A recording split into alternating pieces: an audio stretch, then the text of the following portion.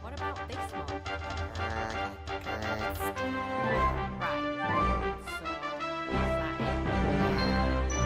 That needs to be. What did everyone else have done? What about me? What about the songs in my heart? Express yourself. Busty Book has just subscribed. I want to sing that love. You totally should. There, let's do a duet then. What? You and me. But that'll never work.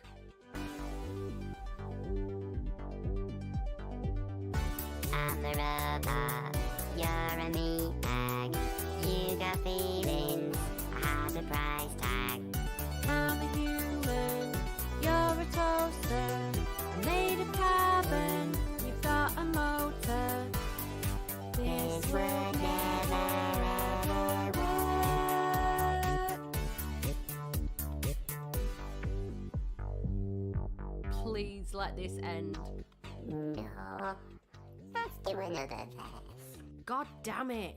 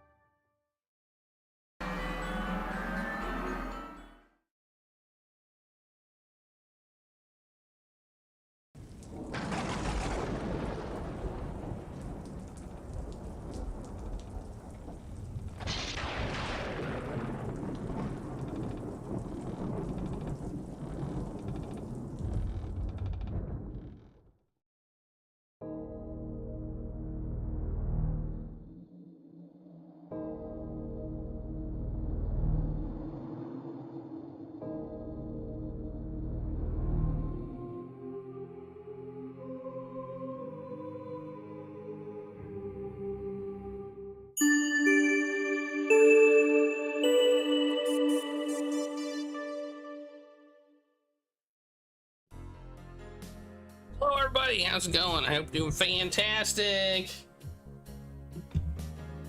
Hello to Chelsea.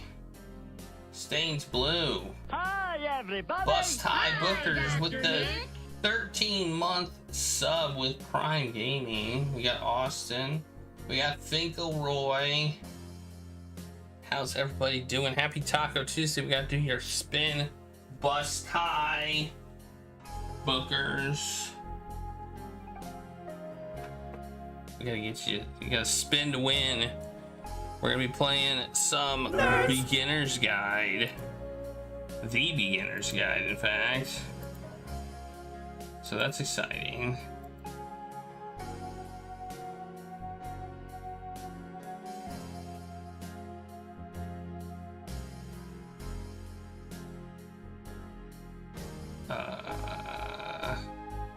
Ignore.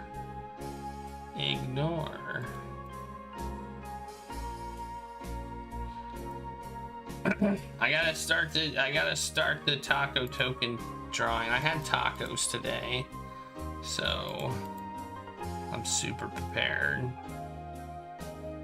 Polls, raffles.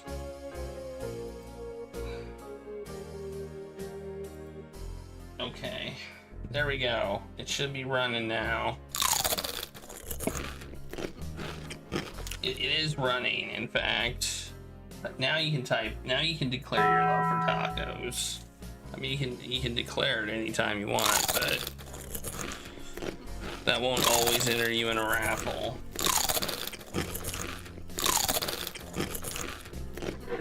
Nice. All right. Wait, what was I gonna say? Oh yeah, the game's coming along pretty well. Game's coming along. Happy to say. Save changes. Save. What changes did I make to it? I was like, no, don't save then. All right. Taco token drawings open. We gotta do the spin for Bust Tie Bookers.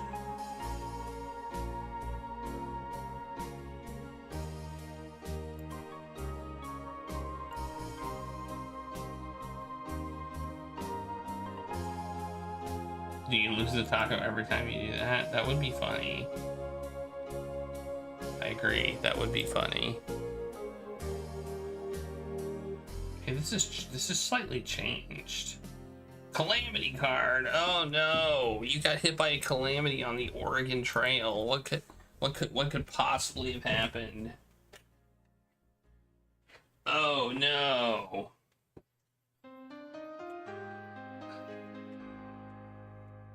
Oh no!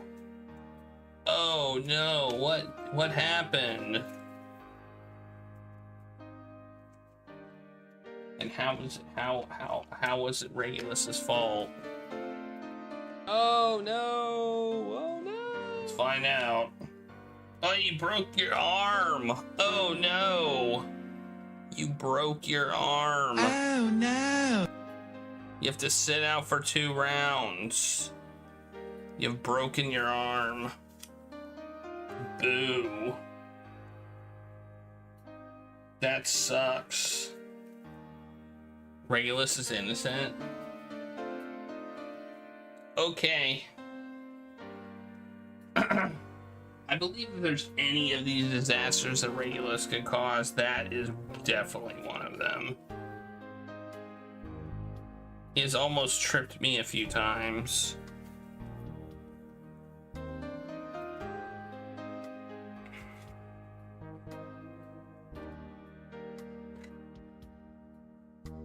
There you go. He was sitting on the stairs. Exactly. Exactly. That's exactly it.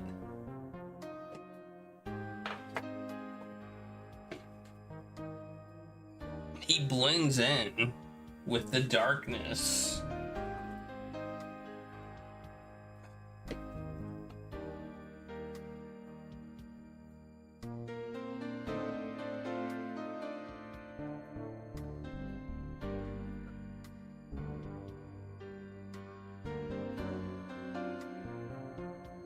You have a black cat. You now have a black cat named Shadow. I had a dog named Shadow when I was growing up.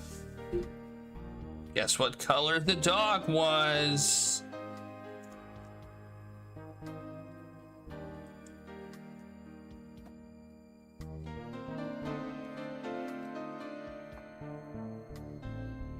These house pants are like Regulus. Where'd Regulus go? He was literally just here. Maybe he's blending in with things. I don't know. Alright, Beginner's Guide is supposed to be a relatively short game. I did install it today. So we will be playing it. Probably finishing it. Playing and finishing it. I'm down for it.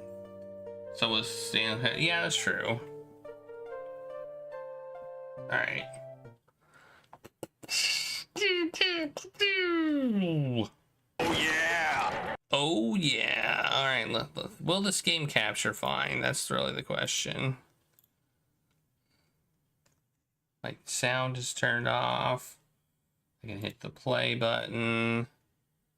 Man, this game came out in 2015. That's crazy. When did the Stanley Parable come out? Game must have come out a long time ago. I mean, we had everything unlimited. I see stuff and you don't see it. Oh my goodness. Why does OBS not want to capture things today anymore? Like, what the heck is going on? Like, I don't get it. I do not understand.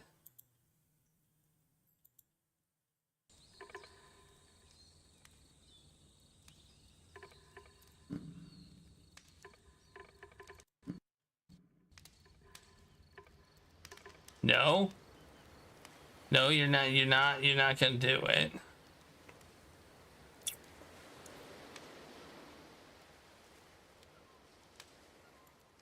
Okay, let's try. What if I disable it and re-enable it? Transform. Let's properties. Is there like a button to like not make it stupid? Normal. Let's try normal.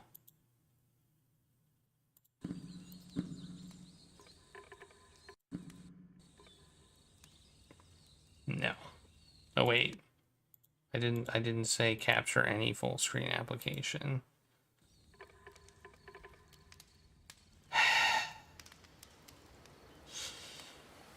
Well, this is annoying.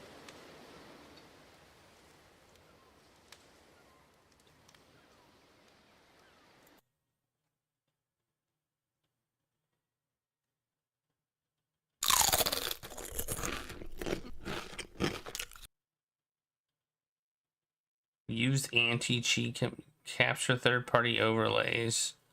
Hook rate normal. Color space. Those are all my options. Quiero Taco Bell. All right, let's quit and restart. Maybe I need to restart it. Let's try to restart.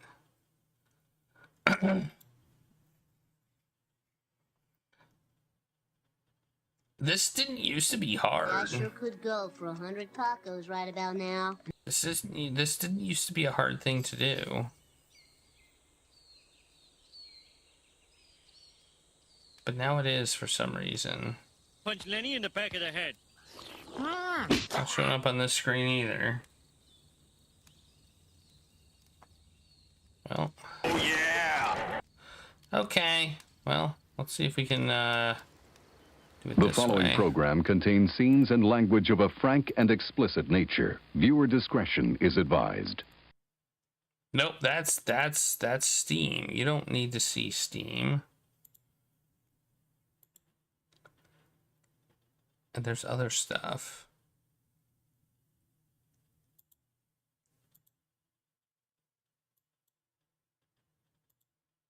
I can't pick it. Oh, maybe I'll just window it. If I window it, maybe it'll work. Let's go with that. Oh my, yes.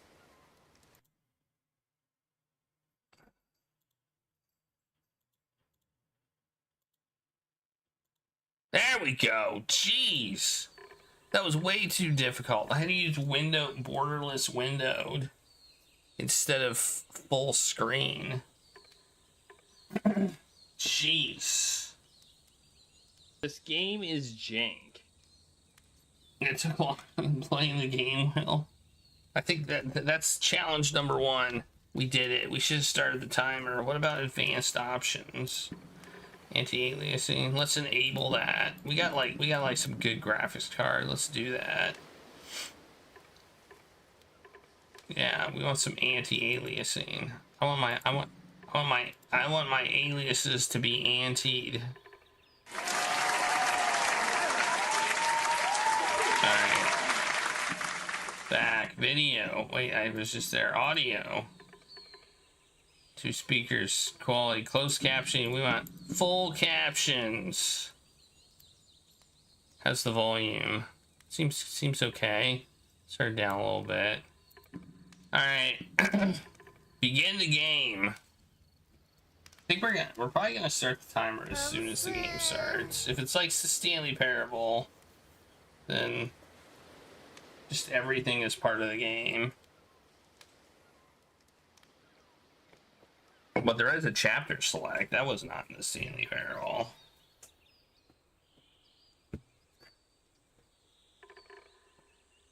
Alright, ready? Ready, set, go! Actually, put your time guesses in right now if you haven't. I'll give you. Regulus says I should give you time. He's right here.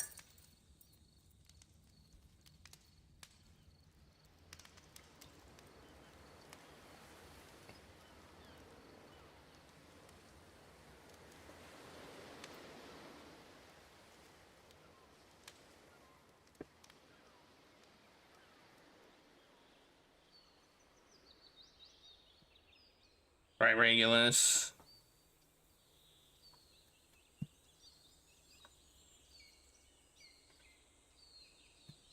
Regulus has never tripped me. I've never tripped over Regulus. Yet. I've never tripped over Claire either.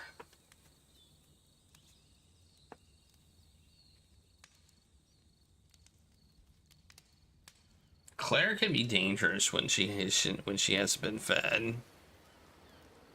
She gets like right at your feet.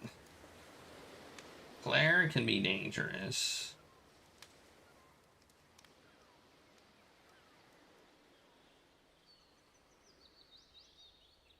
You trip? I don't think I ever tripped over Nikita either.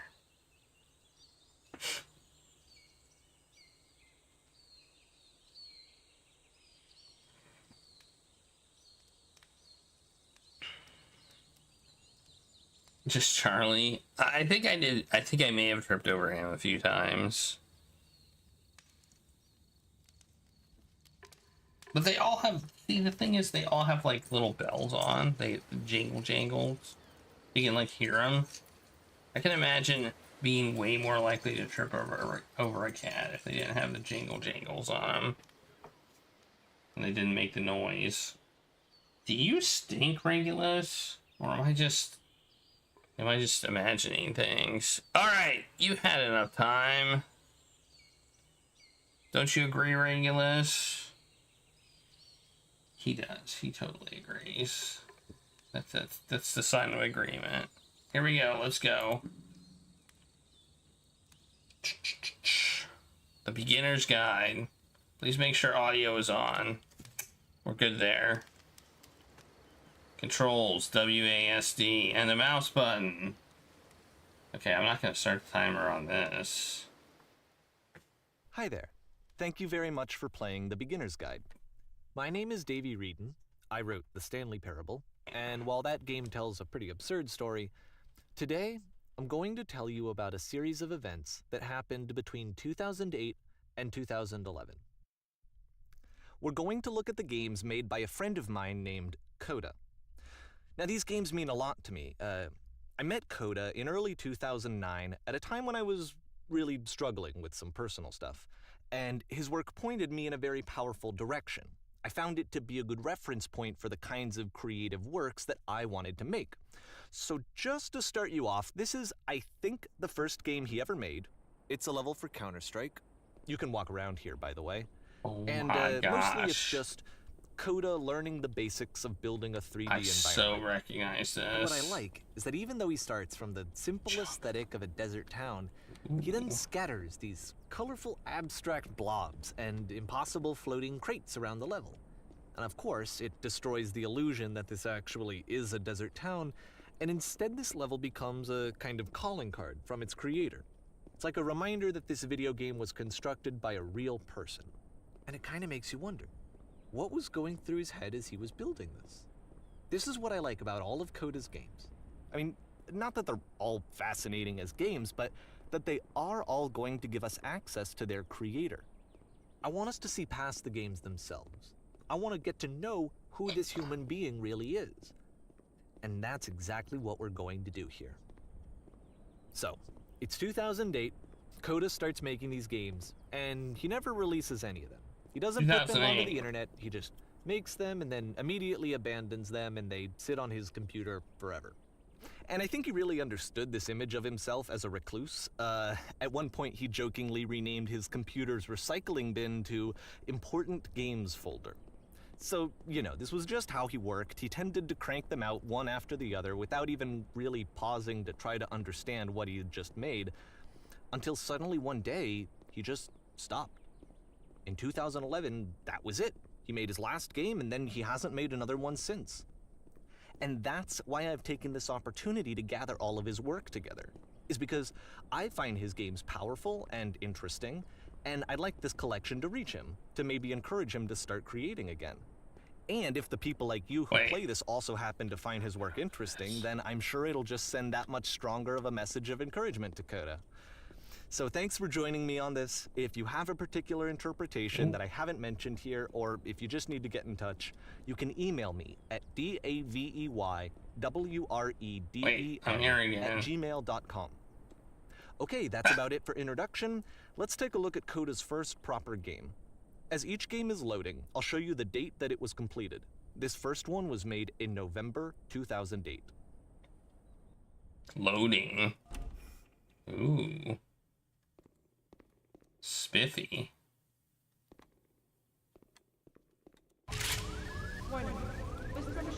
I can shoot. This game is called Escape from Whisper, and it's one of the more generic games you'll see from Coda.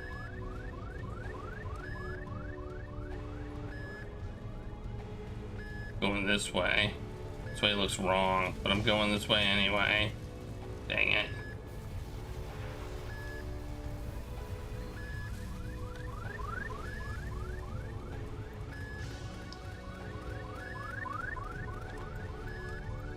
I just used up all my ammo. Nice. It's lovely.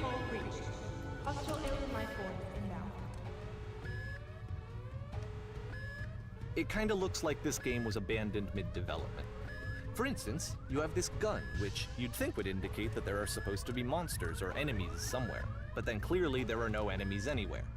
You can't even reload the gun when you run out of bullets. But ultimately we don't really know. Maybe Coda thought that actually it was complete the way that it is. And I think that we should talk about his games for what they are, rather than for what they're not. Oh, there's a door.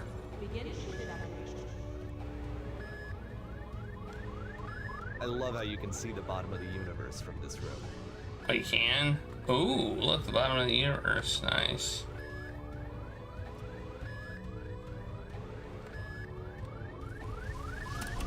Oh, I can go in there? I thought I was supposed to go this way. Can't go there. Okay.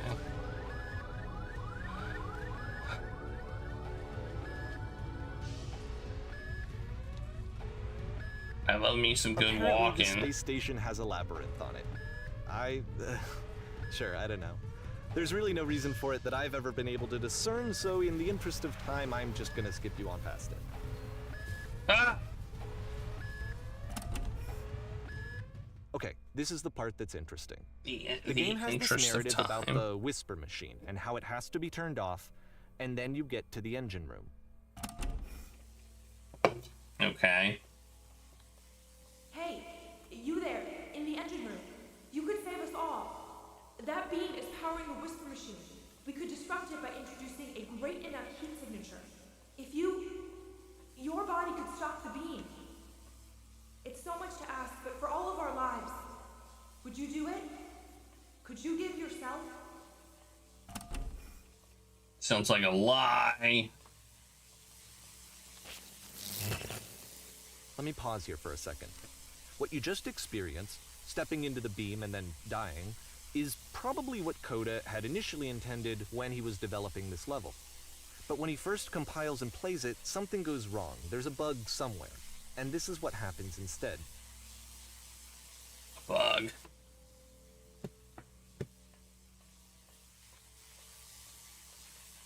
Should I step in it?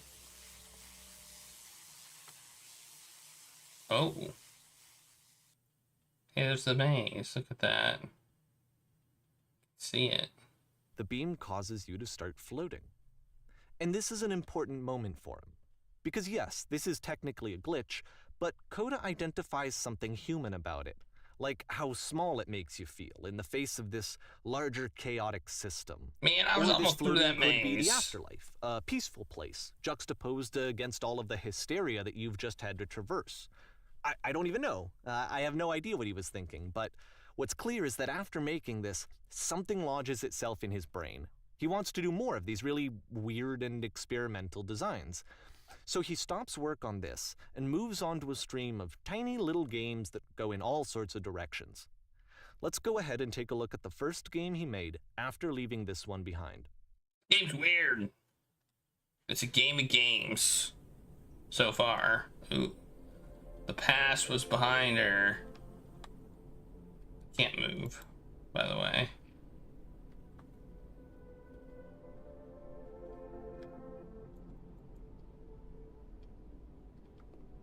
Oh, now I can. In this game, you can only walk backwards. Oh.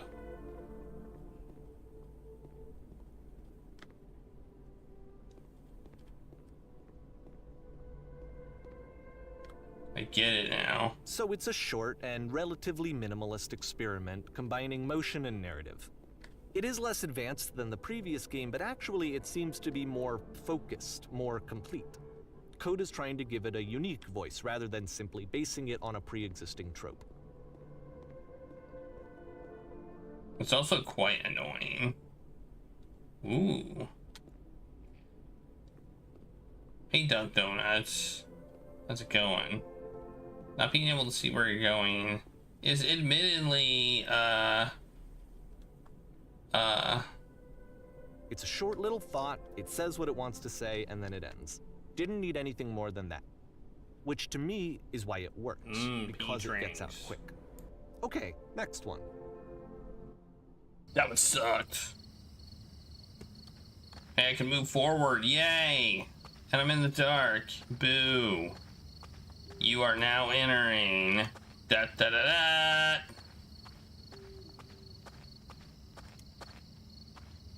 Something.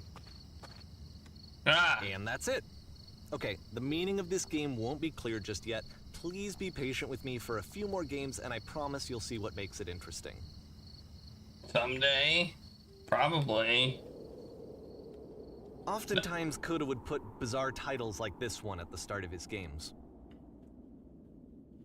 I didn't even see what it said. I wish I'd known him at the time that he was making these early games. He would really only talk to me about his work as he was making it.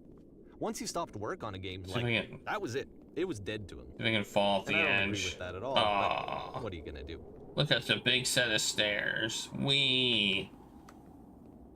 Big set of stairs.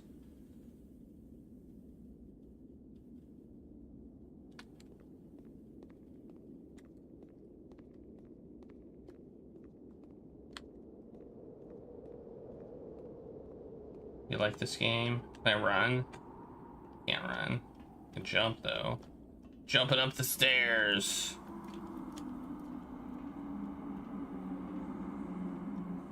Oh. Oh Once no! you've been slowed to an absolute crawl, Hey, where these stairs go? They go up. So why, if Coda's not showing these games to anyone, why bother opening the door at all? Well, to show you, I'm modifying the game here so that when you press enter, it'll bring you back up to full speed so you can enter the door for yourself. Enter. Haha! Get wrecked, nerd.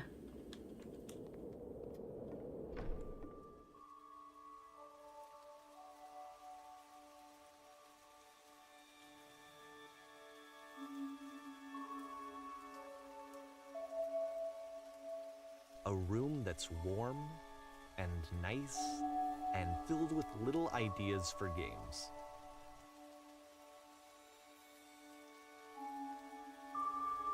A series of lavish manuals come with the game giving you incorrect instructions. Distant. He said that he knew that he was actually a vibrant and compassionate person, but that it takes time to really see that. It can be a very slow climb to get there.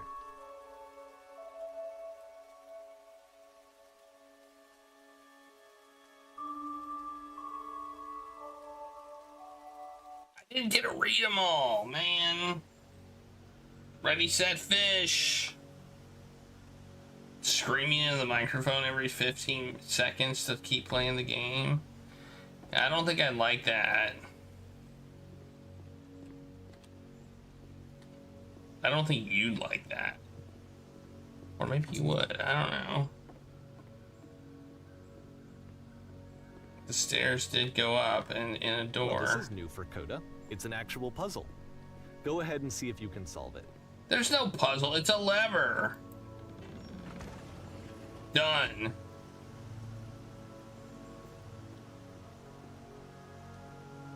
Oh wait, not done.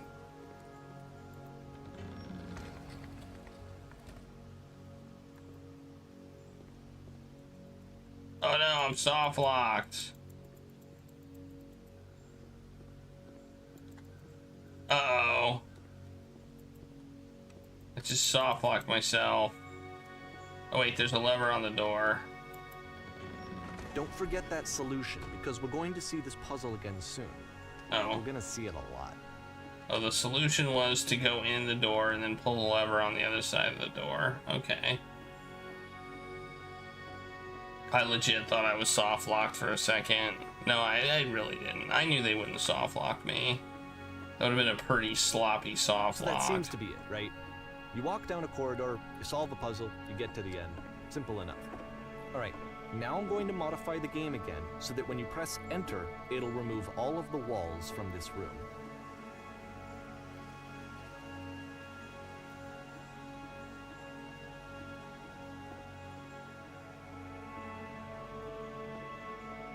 How about that? There was more to it than we had any way of knowing. I actually find it funny that this game comes after the Stairs game, since they essentially convey the opposite idea. So, in the Stairs game, a dull exterior concealed a rich interior, and then, in this level, a dull interior hides this fantastic outer world. Either way, I think that the point is the same, is that most of the time you don't get to know what you're missing, or even that you're missing anything. That's not your role as a player. So if your role here is not to understand, then what is it?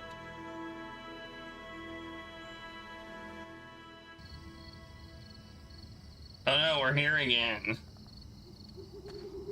Are we entering somewhere? Well, you are now exiting. So, this, combined with the entering game from earlier, tells us that Coda believes his games are connected somehow. It could even be that the Stairs game and the puzzle game are literally connected in between this and the entering game. There's a bigger picture that all of his games are meant to play a role in, some larger meaning that we won't be able to grasp until we've seen all of them.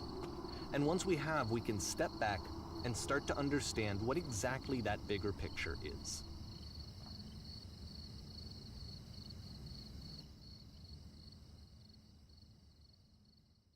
The Great and Lovely Descent. Ooh, it's a house.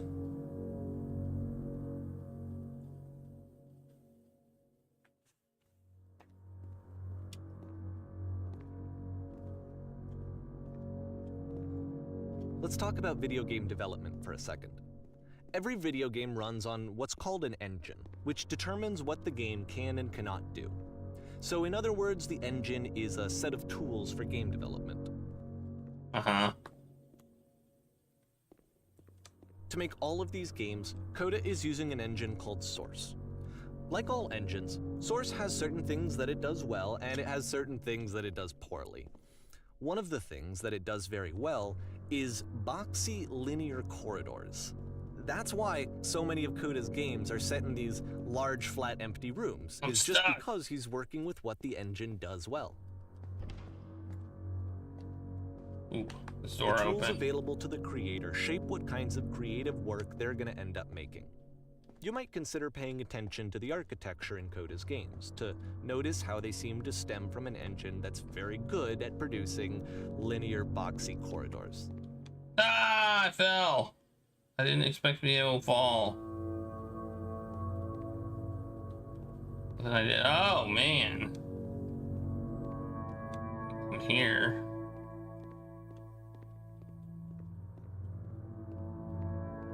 Man, that anti-aliasing really paid off, didn't it? There's a weird line here. What's up with the weird line? Oh, it's like an invisible wall. Okay. Alright.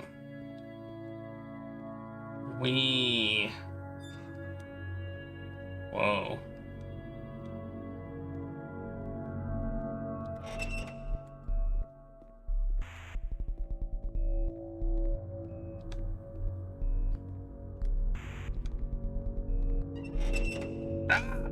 Gate, you're in my freaking way.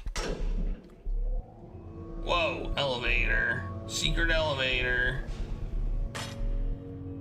Uh-oh. This oh no. Funny enough, in Coda's original design, the door stayed shut for a full hour before letting you go. If you don't mind, I think we're gonna skip that. Sounds like somebody who made games that weren't fun. This is something that he and I used to argue about a lot. You know, whether a game ought to actually be playable, whether it means anything if no one can get through it. And I would always defend that, you know, all this work goes into the game, why not make it playable and accessible?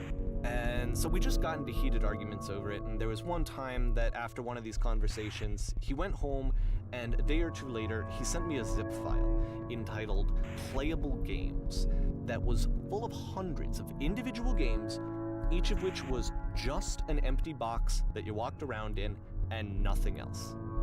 Believe me, I played every single one of those just to find out if there was like a gag hidden somewhere. There wasn't.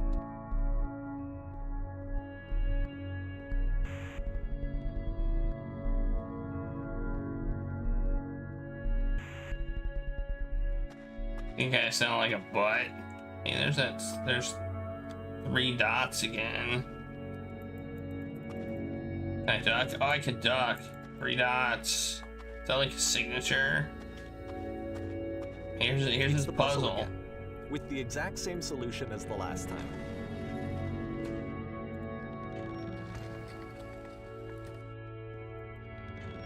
There's still no clear indication of what makes this puzzle so special that Coda is going to return to it over and over.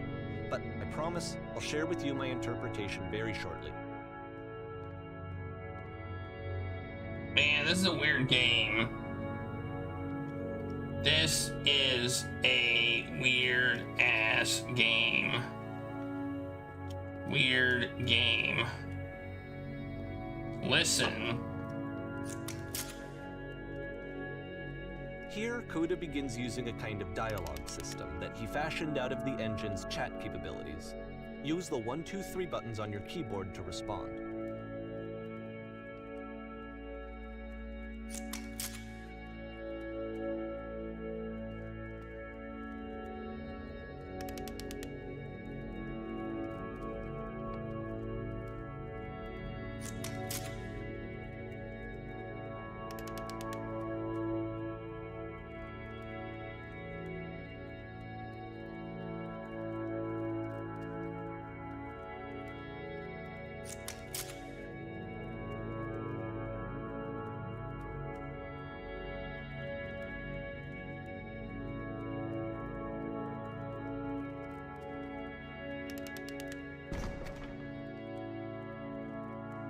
Well, here you go. Here's the exit, buddy.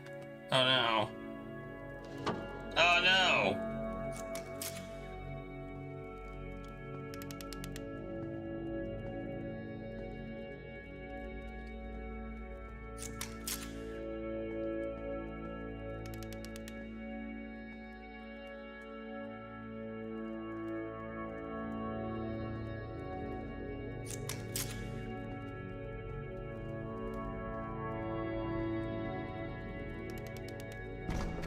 Ah! This game's getting weird. Wait, it's already weird. It's not getting weird, it's already weird. And so we make one last descent down to the final floor of the level. Uh-huh.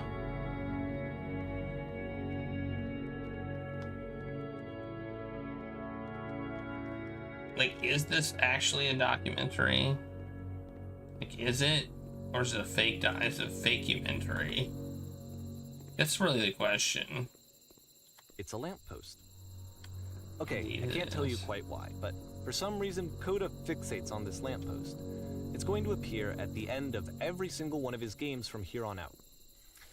I'll tell you what I think. I think that up to this point, you know, he's been making really strange and abstract games with no clear purpose, and maybe you can only float around in that headspace for so long. Because now he wants something to hold on to. He wants a reference point. He wants the work to be leading to something. He wants a destination, which is what this lamppost is. It's a destination.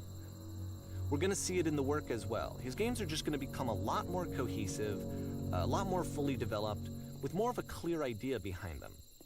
And as we go, that idea will get clearer and clearer and clearer. Oh no. What do I need? Oh, it's we're fading out. We're fading out. I'm not gonna get you soft locked. Don't you worry. I never get soft locked ever. It's never happened. As you walk around, you can leave notes. All notes you see are left by other players.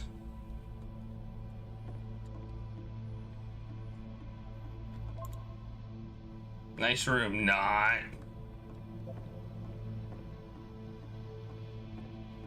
So first off, I'm sure you can deduce this, but this game is not connected to the internet. All of the notes that you're gonna see have been written by Coda. This was actually the first game of his that I ever played. This was shortly after I met him at a weekend game jam in Sacramento, where I grew up. I saw him working on this very level, and it was just so different from anything that anyone else was doing. So right away I was like, I have to be friends with this person. In retrospect, I think I was probably a bit too pushy, trying to get his attention. I was over-enthusiastic. But he was very gracious about it and very patient with me. And I cooled off eventually. Oh, feel free to skip over any of these notes if they're not doing anything for you. Nothing extra is gonna happen if you read all of them.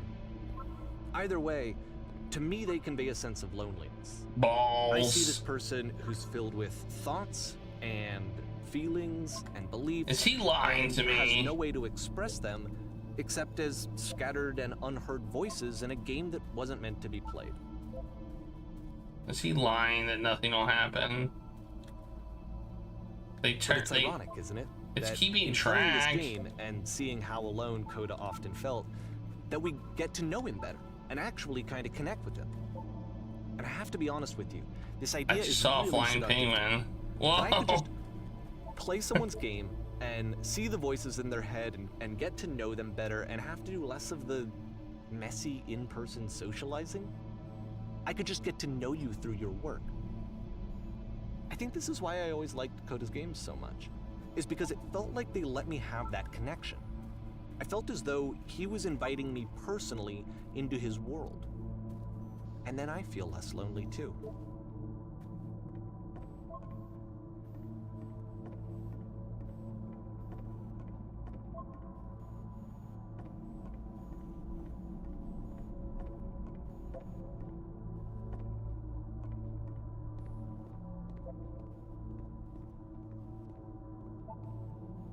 I need to go to the bathroom.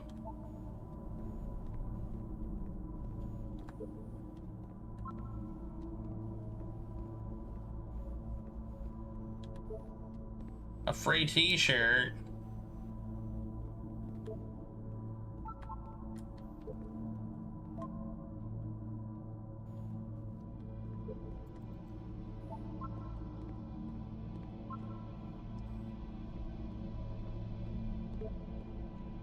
Alright. It's getting too much to read all this stuff. I do kind of want to activate it all though. I'll admit that.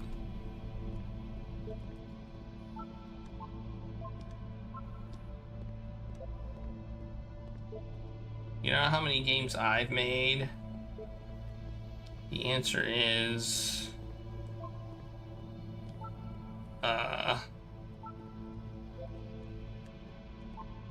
technically I think I've made like 3. Maybe 4.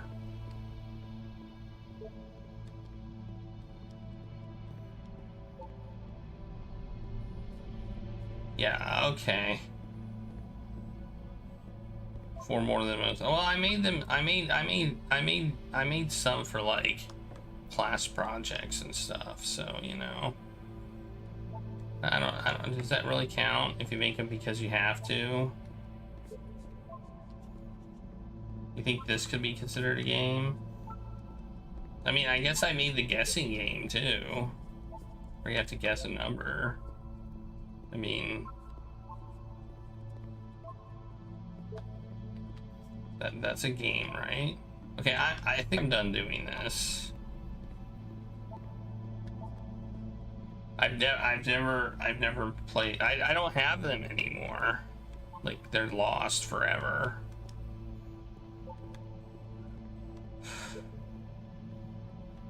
Like literally lost forever. At the end of this level, we're going to see the puzzle again. And here, I'll tell you what I think the puzzle means. Each of these games represents an idea that was on Coda's mind at the time that he was making it. And the puzzle is a way of closing the door on a previous chapter of his life before moving on to the next one. I made a tic-tac-toe game. In each of his games, after exploring a theme that, he might find difficult, Coda can then place this puzzle that he knows has a reliable solution, he understands exactly how it works, and so it gives him a simple mechanism for moving on.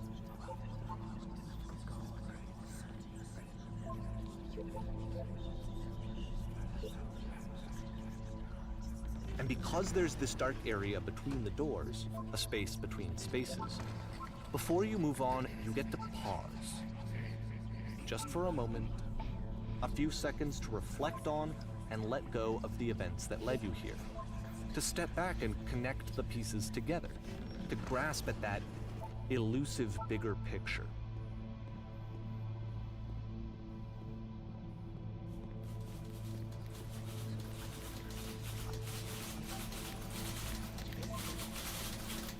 How did you leave notes?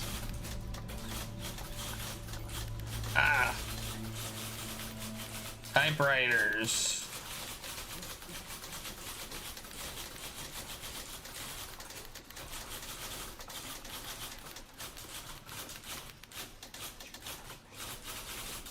Speak.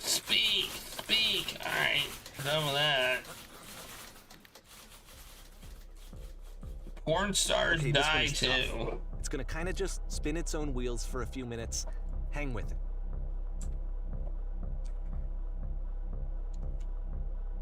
All right, I gotta finish my beverage.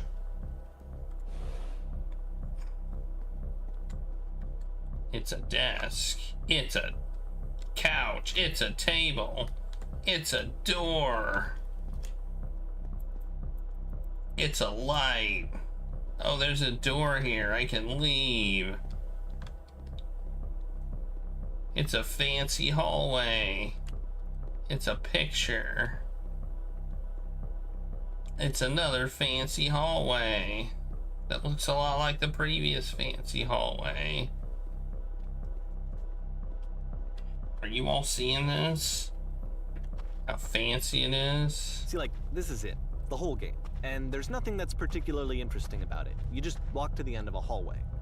Except, for some reason, Coda gets really fixated on this prison that has all of this modern furniture. Ah, I'm in a And I don't know well? why, but he decides he needs to revisit this prison. He's gonna start over, use the same assets, turn it into something else. Okay, cool. Here's version 2. Oh. Okay.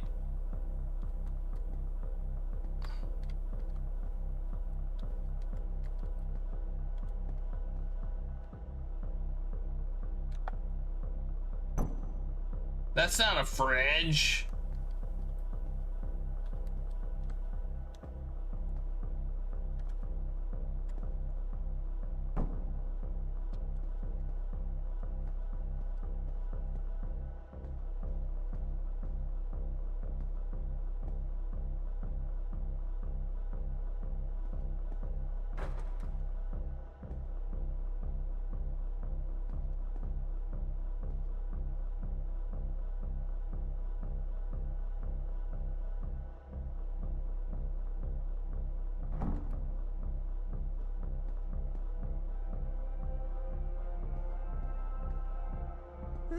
There's a bit more to this one, but still, it's not really communicating anything. It's kind of just weird for weirdness' sake.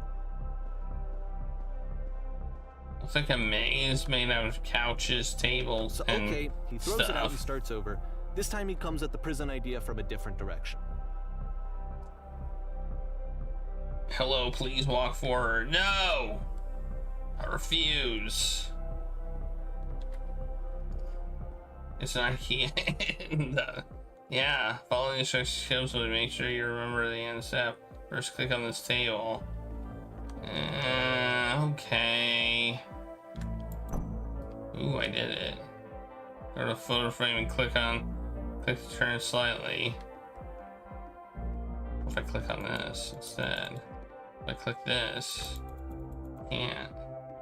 I'm gonna click on things other than what I'm supposed to. Now turn the lamp off.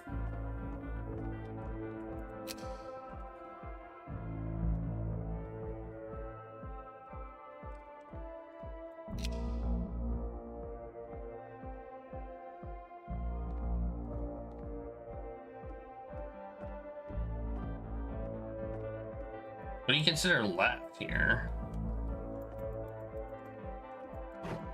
And which sofa? I'll touch the shelves. Okay.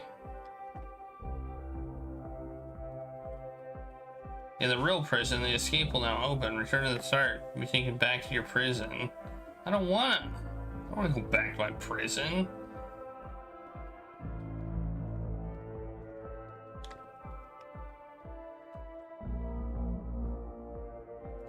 I don't think that was an IKEA. And of course, now the table is gone and you can't begin the chain of events to escape. Here's a version where there are no bars, but you can't actually get to the well.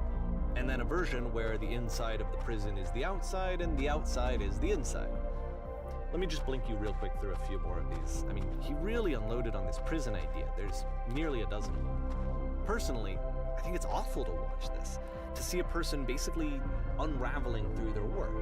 And for what? Like, at what point do you just go, maybe there are game ideas other than this prison that I could be working on? But Coda doesn't have that voice telling you to stop.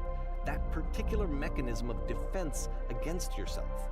Without it, you just spiral. And so he keeps going and going and going and going and going. And then he hits on something. And he likes it. And that's it. He's done. He stops making prisons. This is the very last version of the prison game that he created. And the reason I think it works is that the prison is not actually in it. It's the last version of the prison, but the prison's not in it. Okay. We're walking.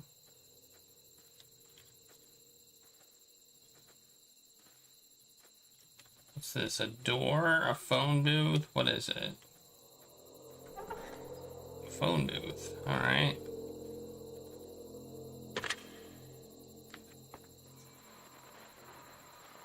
Hello? Who is this? Hey, it's me. I'm you from after the escape. after you escape prison. You're me? So you were trapped in this prison too? It's a conversation. Yep. And so this is what Coda wants, is to be able to talk to someone, to share what's on his mind, right now. and to get some good advice from someone who knows. But the irony is that even in this scenario, you're still talking to yourself. You know, all of these games so far are Coda talking to himself.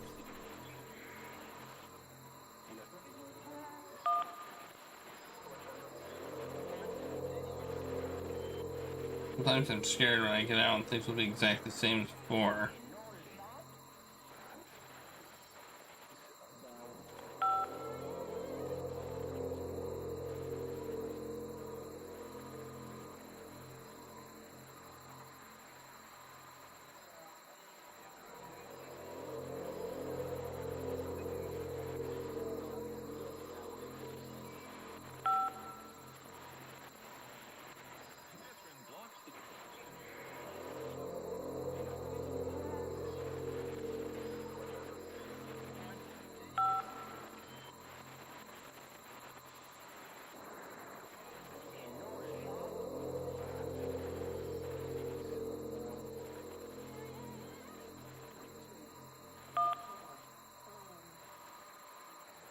What?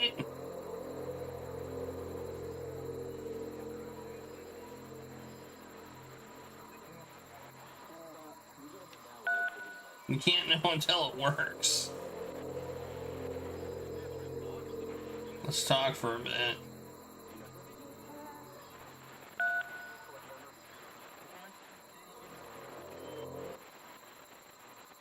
I can see why he considers this a fitting conclusion to the prison games. After all of the obsession and frustration, just to be told by someone you can trust that things are going to be okay. Wouldn't that be nice? It's gonna be okay, chat. So what would it look like if Coda wanted to make a game about talking to someone other than himself?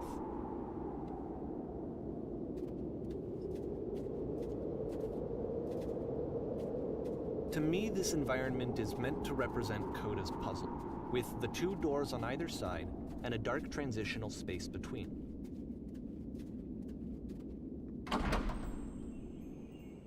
Oh, I was supposed to go in here. Okay.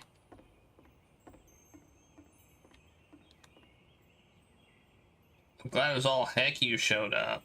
Thought I might be having to clean this entire house all by myself. Those lonesome hands. You'll notice that the quality of the art is a step up from previous games, including this new and improved chat system, which he started using from this point on. From here on out, he begins putting much more effort into the visual polish of his work, and this particular game took 2 months to create as a result. Clear the table. Done. Make the bed. Where's that at? Not there. Here. No, that's bathroom. Oh, here we go. Yeah. Straighten the rug. Bam.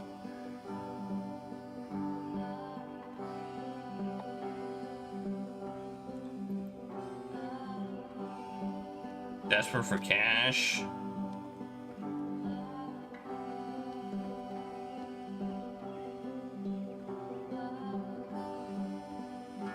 You straighten out the pillows. Done. Spilled a drink on the couch. By the couch.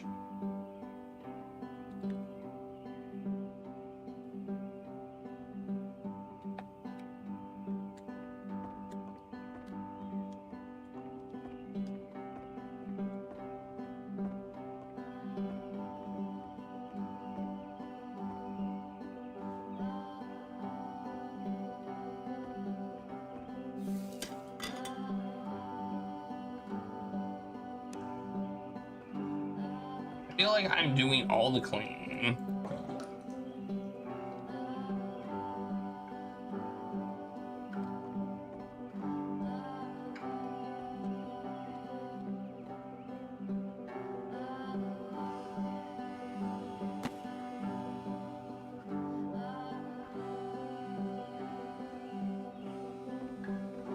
After the intense set of prison games, this house cleaning level almost feels like cleansing.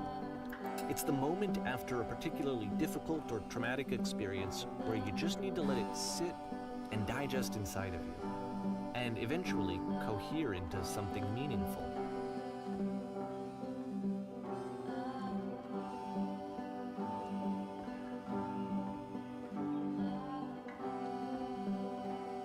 I know that Coda really liked this game. Of all of his work, actually, this was the only one that he called me up to ask me to come over and look at it. This was during a period of a few months where he was, like, grossly happy all the time. Just walked around with a constant smile on his face.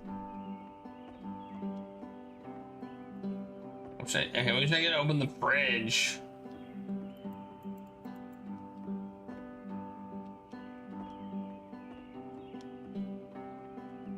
Wait.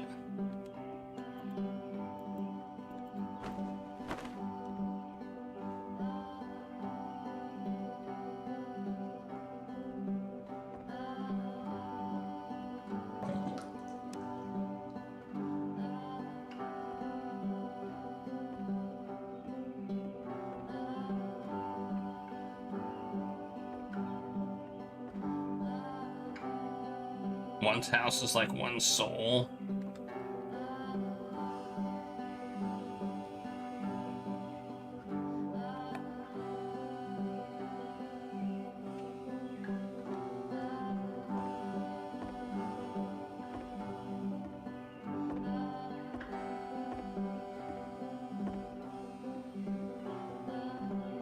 Clean up the house simulator.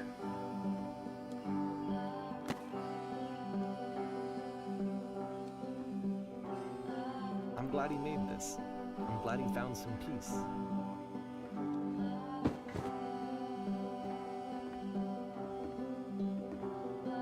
Okay. But, of course, it can't last. The music stops, your companion is gone, it's time to leave. The door at the top of the hill is now open as well. Again, you can't stay in the dark space for too long. You just can't. You have to keep moving. It's how you stay alive.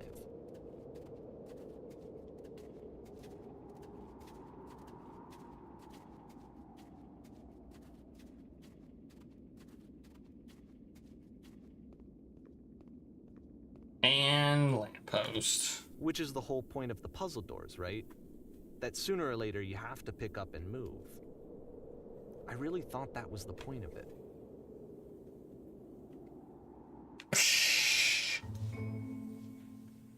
Items you love at members only prices.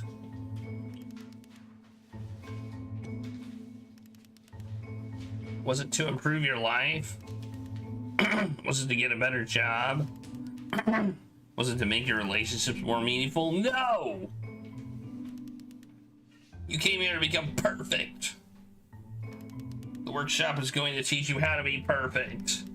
I want your friends, the people in your life, to look at you and think, wow, this person is a better human being than I am. Right now, who do you think about that way in your own life? Who do you know who is so well developed as a person that they make you feel disgusted with yourself?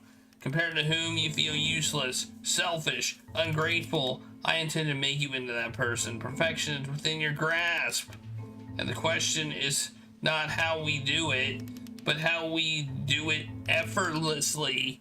This is easy. It is so easy. Through the game, the perspective shifts. Easy. Being perfect is effortless.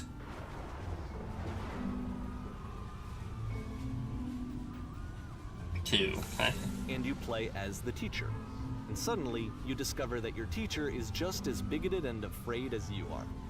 Oh, and also you can move around the classroom now.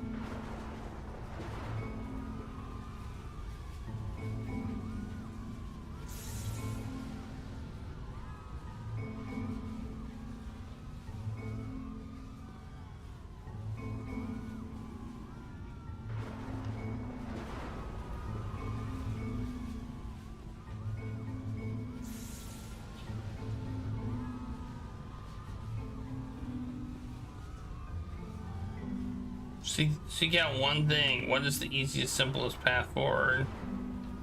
Haha, just kidding.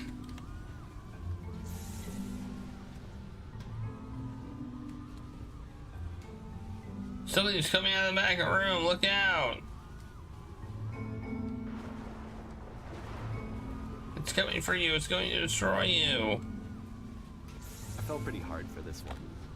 Perfection. I feel like it's one of the most relatable experiences that you can have. To assume that some other person is perfect and totally fulfilled in every way, and completely miss all of the little flaws that make them painfully human. I think about this game a lot these days.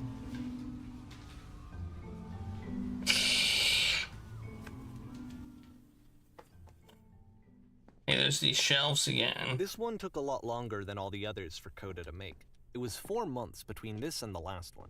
That's twice as long as it took him to make any other game before this, and it's not like it's particularly complex, so I remember I found that a little strange at the time. I'm trying to escape. I've clicked the table, clicked the picture, but no. There's also no lamp. Stage! Stage. It's the stage. Let's go on stage.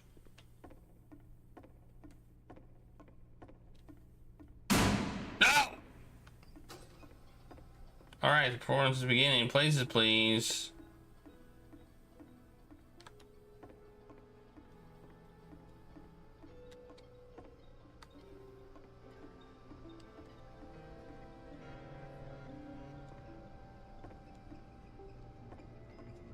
By leaning against the wall. Like this wall here. Oh, this wall. I didn't see this wall.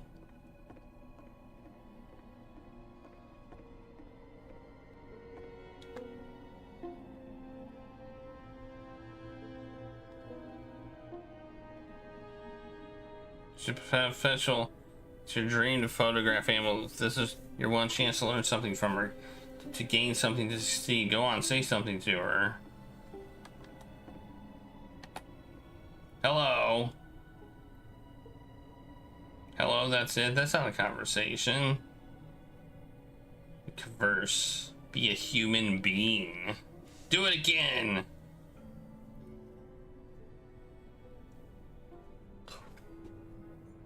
Here are all my hopes and dreams. No, that's not what I said to her at all. You're completely missing the tone of the conversation. It was reserved, but I knew what I wanted. I was confident. For some reason, I was just that one moment that I was confident. Maybe it's that you need a better feeling of the setting. I'll give you some props to work with. These cones that bounce when you touch them will represent people nearby. Oh my gosh. Oh.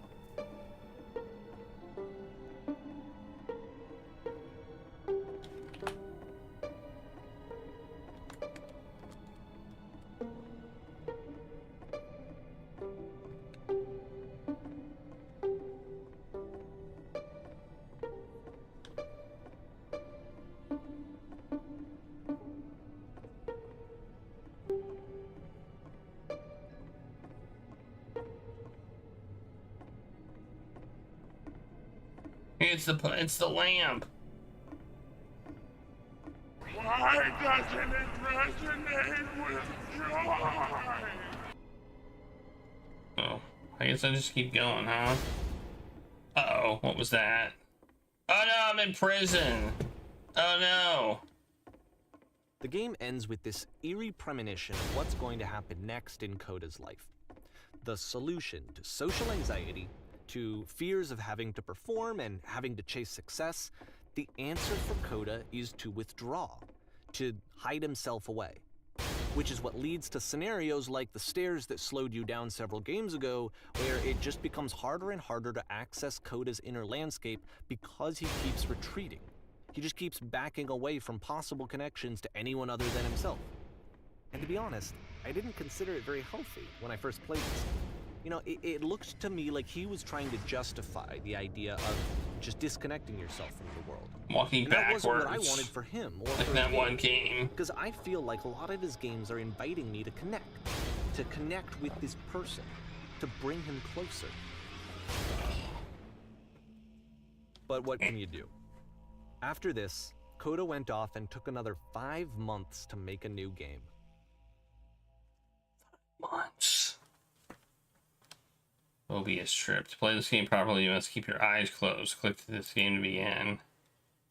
Do I really need to keep my eyes closed?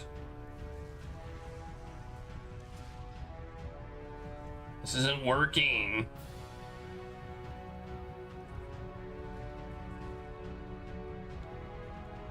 Oh, yeah, you can't really play this with your eyes closed. Okay.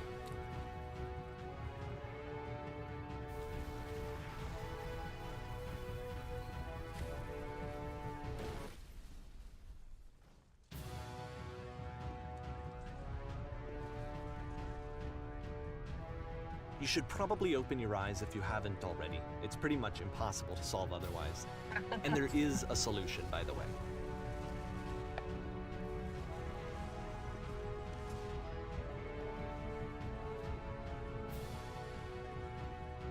There's those dots again.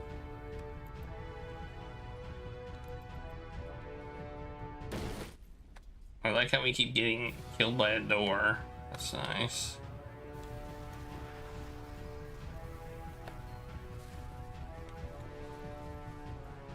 I like how they all say blind. There is a solution. Pushing buttons. Oh, there's a door. I just noticed this door.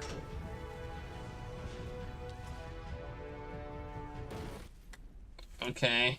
Probably go in the door. Be my guess.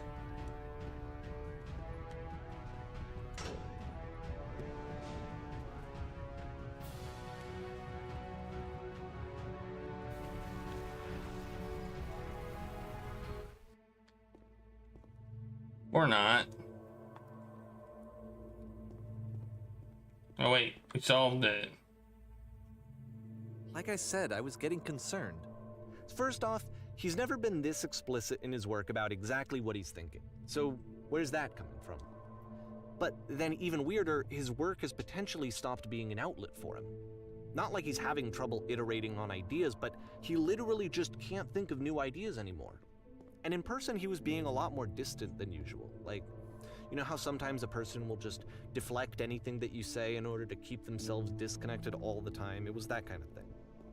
Here was the point in my relationship with Coda where I really started to wonder if he needed my help in some way.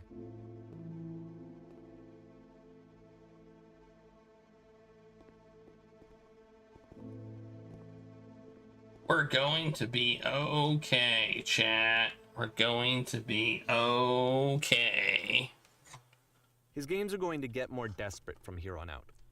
After this game, it's almost 6 months before he finishes something new. 6 months! I mean, that doesn't seem like that long to make a game.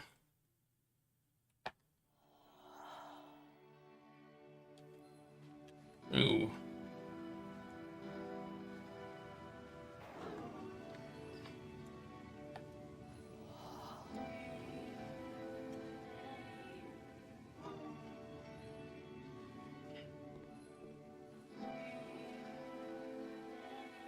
Been a long time since I talked to anyone. What's wrong? You look lost.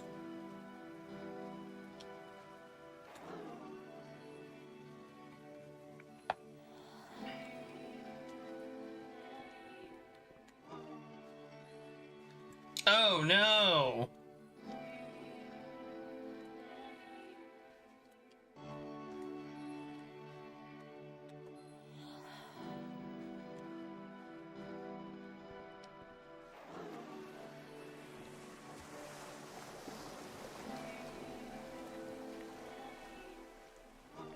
Oh no! Oh no!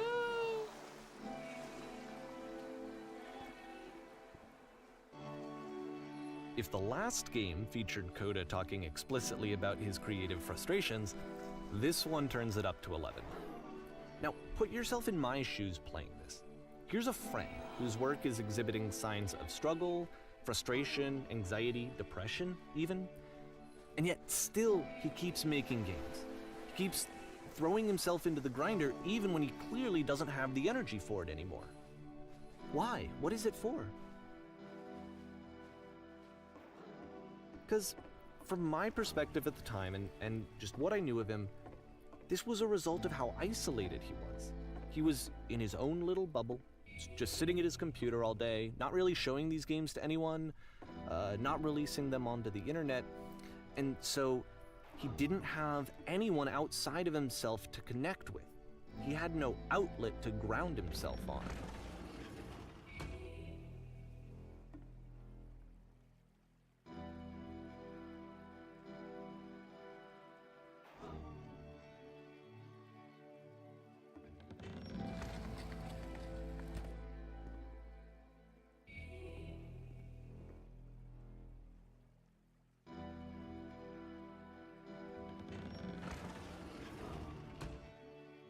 It was so simple. Talk yourself out of loneliness.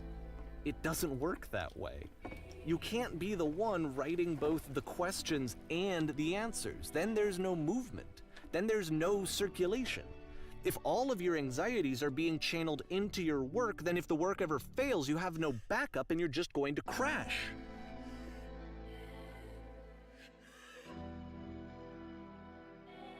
Trust me, you'll see.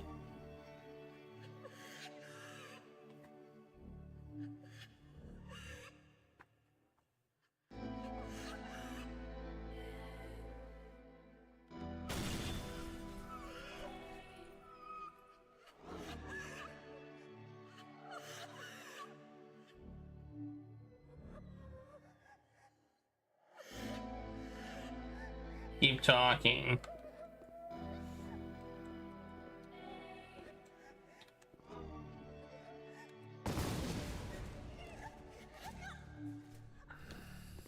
There's these floating colored blocks. It looked really unhealthy to me. I was watching him do this to himself, and I hated it.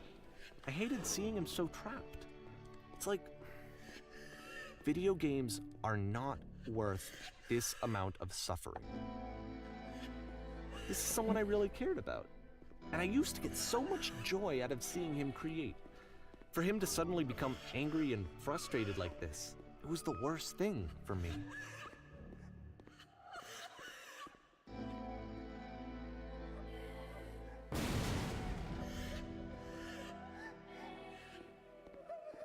I don't know. This is what I felt at the time. I don't know how else to explain it. I wanted it to stop more than anything. I had never felt so rotten. I needed more than I had ever needed anything. Well, there's a person in for there. this to stop. There's a person. But it didn't stop. After finishing this one, Coda takes another 7 months and comes up It with was a new 6, and now it's 7. It seems like it's going up by 1 month every time. It's like the games are getting more complicated. Like, I don't know. 7. Guard. Hi, guard. Capture the machine.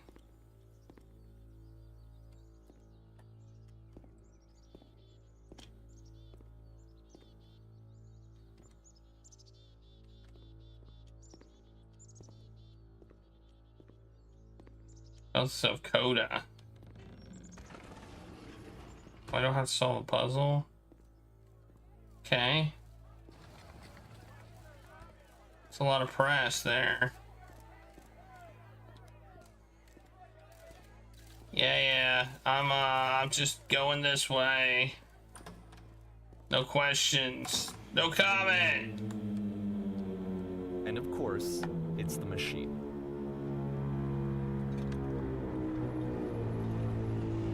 You stop feeding us.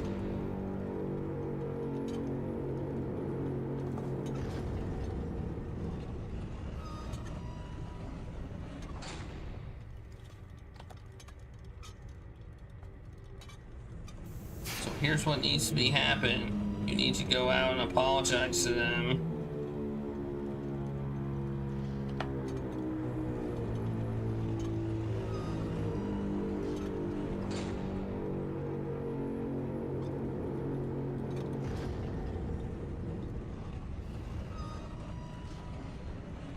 I've seen the thing you fear. Which is what? Alright then, I'll speak to them for you. Oh! Hey, look.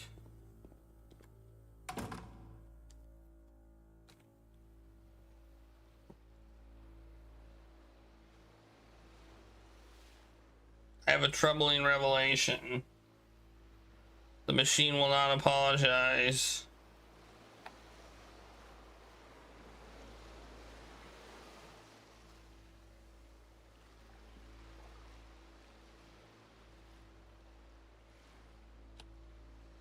We do not need its games. Let us show it that we are not failures. Follow me. We will destroy everything that the machine has created. I mean, neither of those were good options. Take that, machine!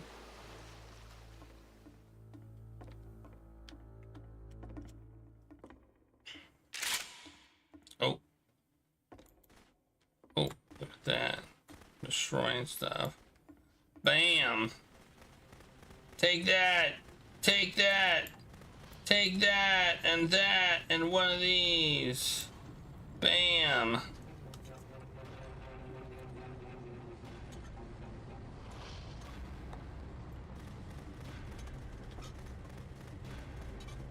So now the work is becoming self-destructive. And I'll tell you, at the time that I first played this game, shortly after he made it, here's what I'm thinking to myself. I'm thinking that Code is stuck in his own head, and that it's having a very negative effect on him, and that all he needs to do is just start showing his work to people, to get some actual feedback on his games. It might get him out of isolation. And so, as I'm thinking this, I realize that I could be the one to initiate it. Because it would never occur to Coda to start actively soliciting feedback, so what if I did it for him?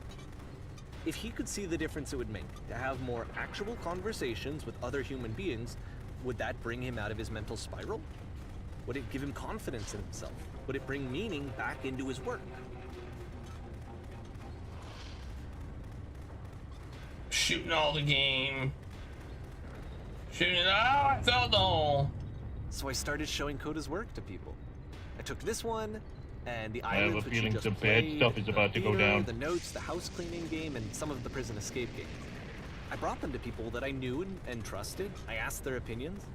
And the great part is that they really loved his games. You know, the point of it all was just to give him some external reference point, but they genuinely loved his work. There was nothing for him to be afraid of.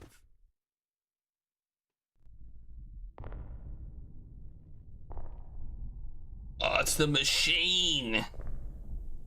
The machine. The machine. Put your weapon down.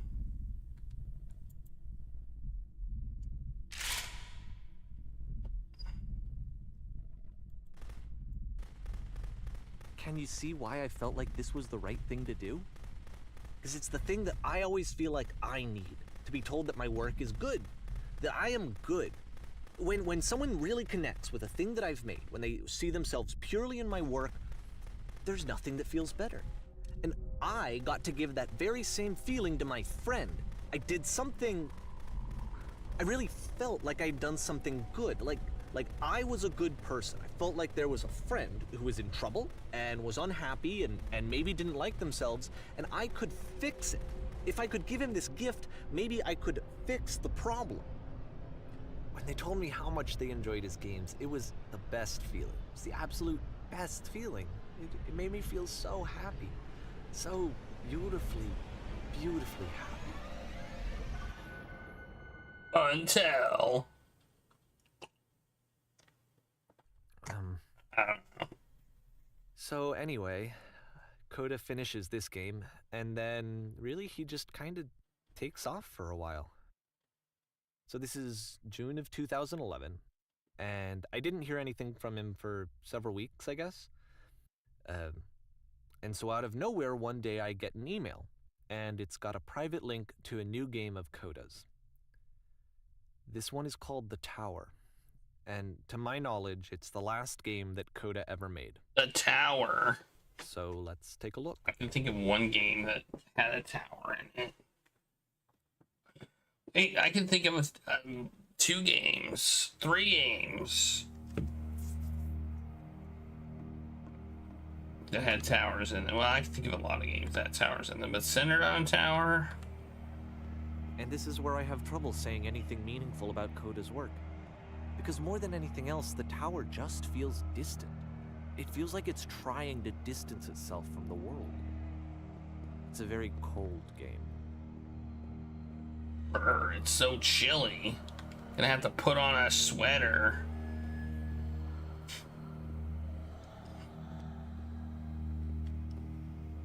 This room actually has a maze in it. Ah! Except that all the walls of the maze are invisible. And then every time you touch one of the walls, there's this awful flashing and noise, so the experience is really miserable. The game goes beyond not being meant to be played, it actually seems to despise the player for trying to play it at all. But I do want to show you the rest of the levels, so when you're ready to continue, press enter and I'll put a bridge over the maze.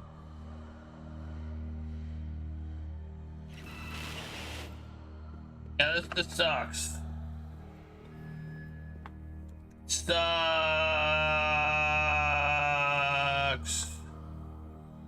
Are those Stanley Parable walls?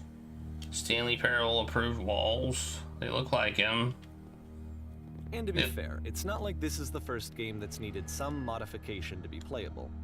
Like the house cleaning game. You know, that one used to actually loop the cleaning chores and you just cleaned a house forever. I had to cut it off so that you could exit the house and the game would actually end.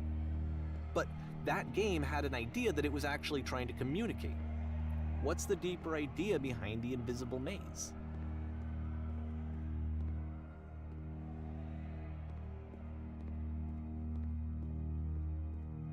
The only way past this challenge is to randomly guess the 6-digit code. Like the invisible maze, it's frustrating because it's the opposite of everything else that Coda has made. It doesn't encourage thought or engagement. It doesn't ask anything of me except a lot of my time. If I could have reached him during this time, then maybe I could have asked him, but I couldn't. I still don't really understand why this is here. I'll put the code on the ground for you here, though, so that we can move on. Damn, I was wrong.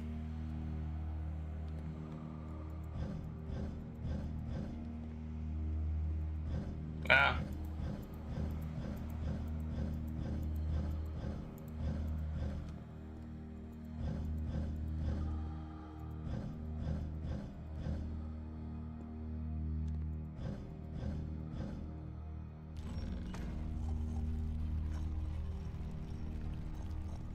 $15, $16, $17. Okay. Got it. It's not so bad. That's an easy code.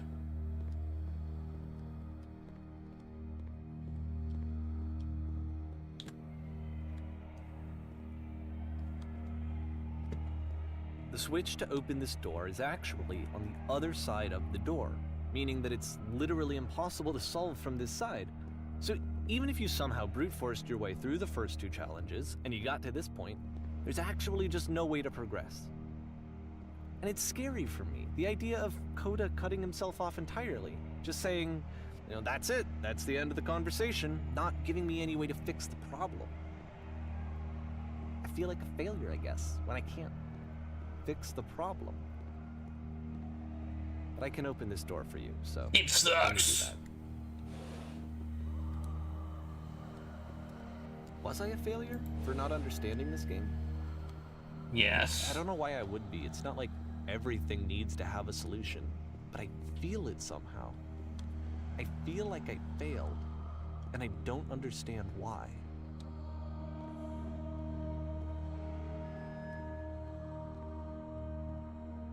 I remember, it's June of 2011.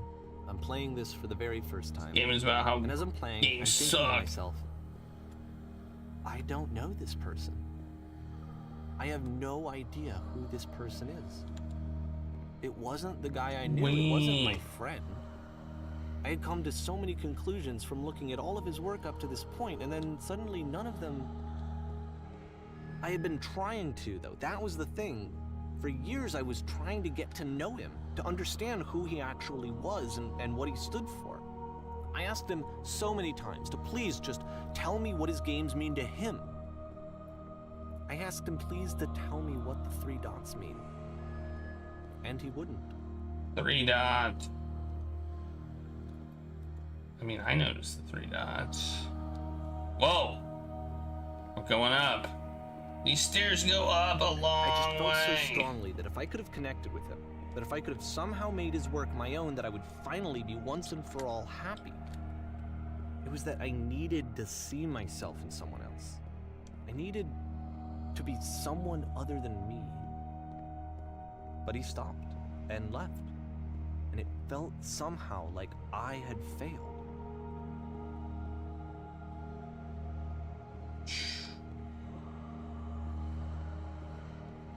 We're going more. Oh, I almost fell off the edge.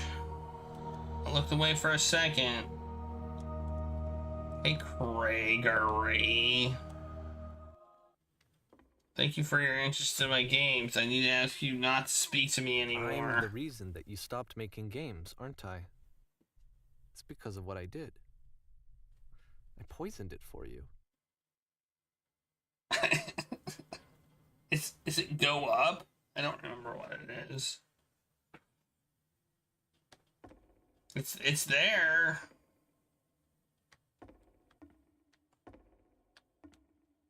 I don't remember. Somebody knows. You can just look it up. I don't think I ever told you this, but when I took your work and I was showing it to people, it actually felt... it felt as though I were responsible for something important and valuable.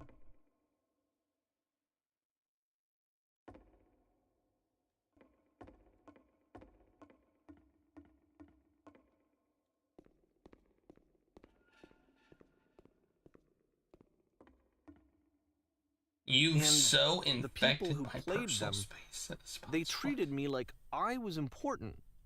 Hey, They where these listened stairs and go? cared They about go what up. I had to say. Even though I was showing your work, it was... I felt good about myself. Finally. For a moment, while I had that, I liked myself.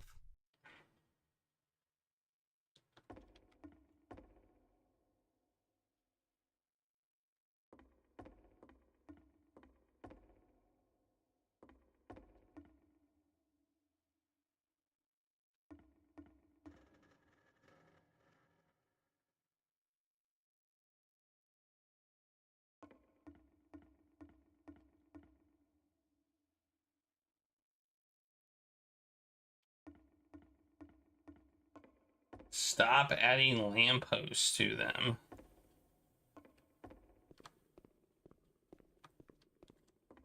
And then you stopped, and I didn't have anything left to show people. I just had to be with myself. And as soon as that happened, there was no feeling at all. Nothing. Oh. Less than nothing. What does that mean?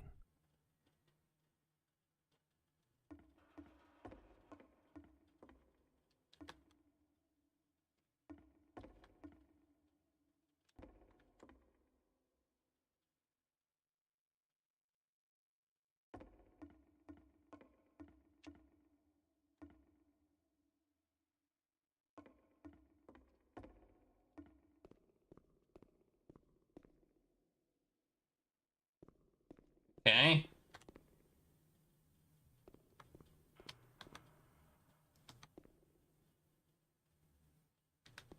I'm afraid that I did something really stupid because I don't like myself.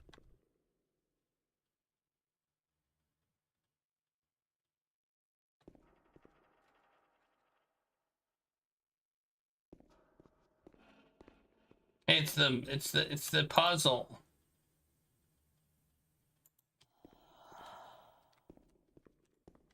Uh-oh. That's why I'm releasing this collection of your work, is because I haven't been able to find any other way to reach you. I've tried everything. And so a part of me has hope that if I put this compilation out into the world, and if I put my name on it, that maybe enough people will play it so that it'll find its way to you, so that I can tell you that I'm sorry. I know I screwed up. If I apologize to you truly and deeply, will you start making games again? Please, I need to feel okay with myself again. And I always felt okay as long as I had your work to see myself in. I mean, is something wrong with me?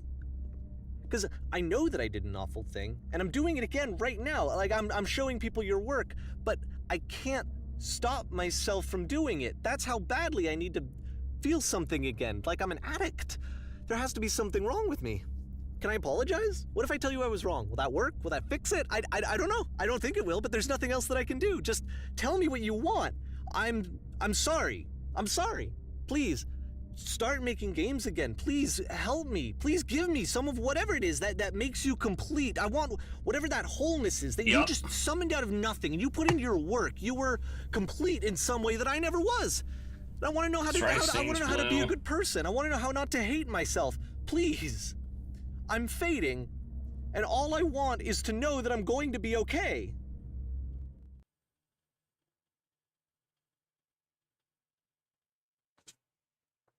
Are we playing?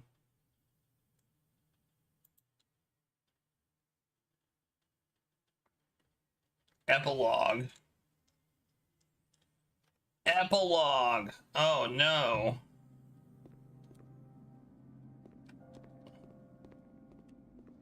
We're at what looks like a station of some sort with the clock doesn't have a thing.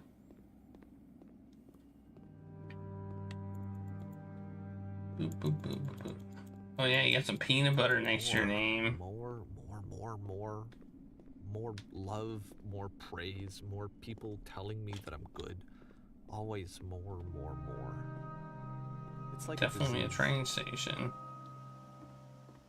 Says it doesn't say anything.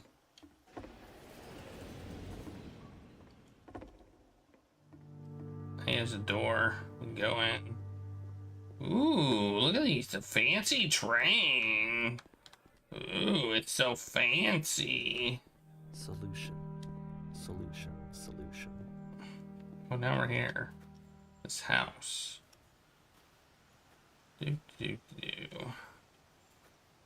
So apparently we're a creepy stalker type person. Someone had told me ahead of time that he just really enjoyed making prison games. Maybe I wouldn't have thought he was so desperate. I wouldn't have told so many people that he was depressed. Maybe he just likes making prisons.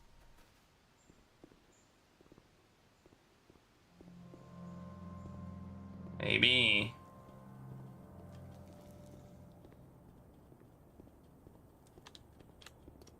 Even now, the disease is telling me to stop. Don't show people what a shitty person you are. They'll hate you.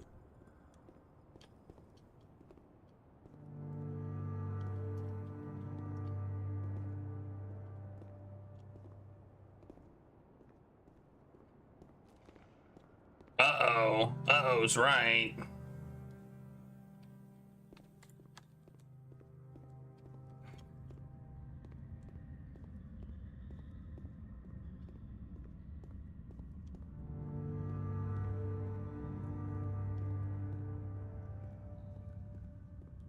If I knew that my life depended on finding something to be driven by other than validation, what would that even be? Where are we? Oh, look, there's something there. Strange. Store. The thought of not being driven by external validation is unthinkable. Like, I actually cannot conceive of what that would be like.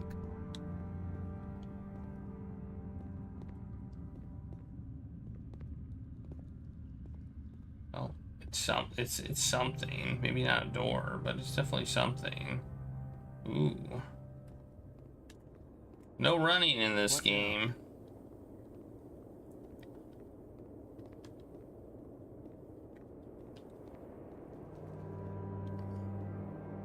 I think I need to go. And I'm sorry, because I know that I said that I would be here and I would walk you through this, but I'm starting to feel like I have a lot of work to do. I have a lot that I need to make up for, and so I'm just gonna... Okay. Okay. You're leaving? You're leaving me to walk this lonely road?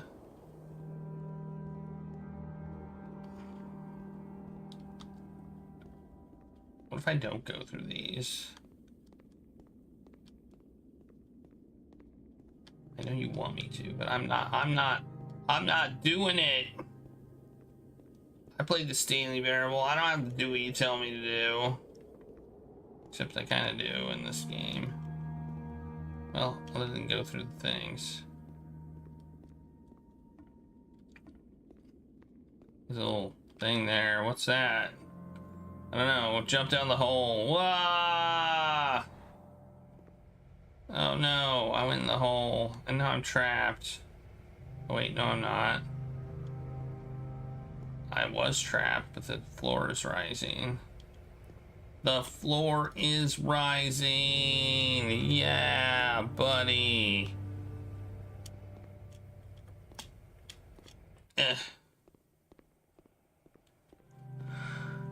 We're back. Oh, we're back at the station looking thing, but there's no clock.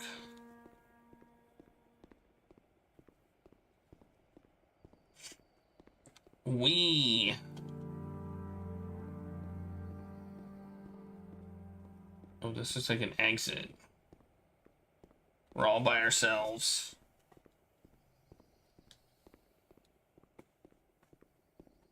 We're all by... Where is Regulus? Where is he? Where's that nerd?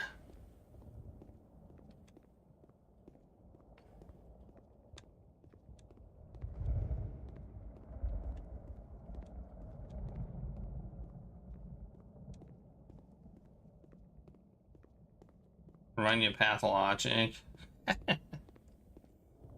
I remember that game. Oh no! It's the thing that kills us or makes us float up.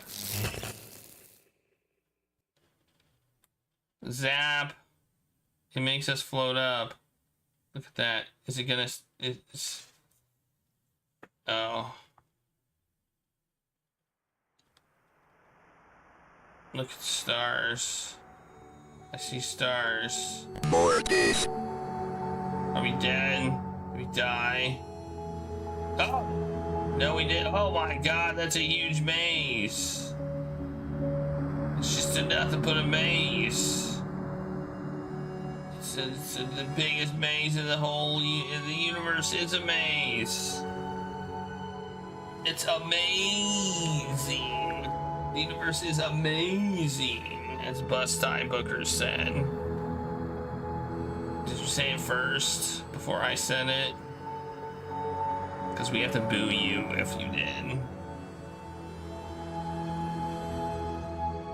Okay, there's a dot. Oh! There's a dot.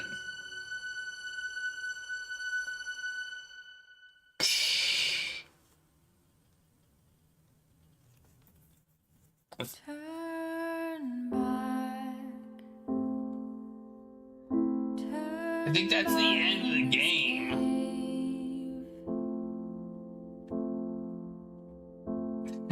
That thing's so corny. Prove that I'm brave. Let me keep going. The Swan game? Yeah.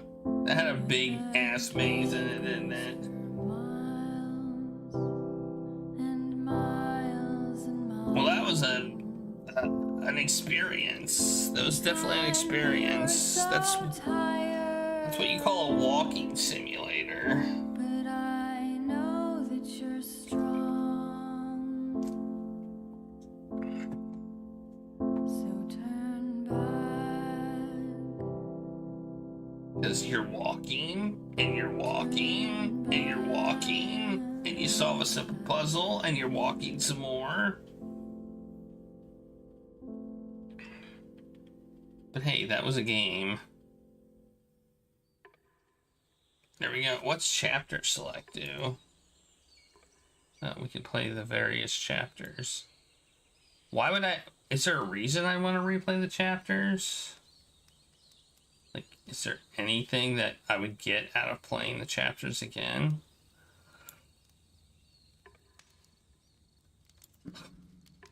Anyway, 125.06. That's how long it took. Man, that anti-aliasing paid off. I'm glad I turned that on. I totally 100% noticed.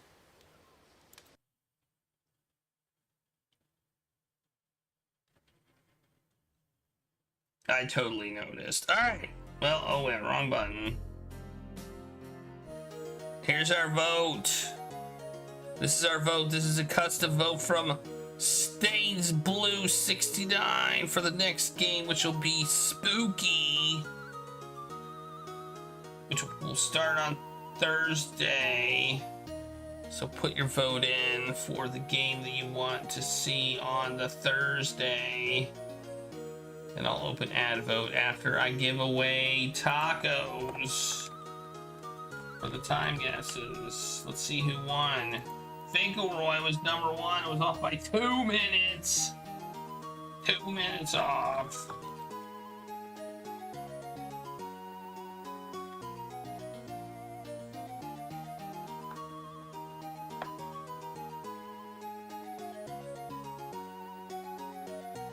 Chandler was off by 4 minutes. Chandler thought I was gonna read more of the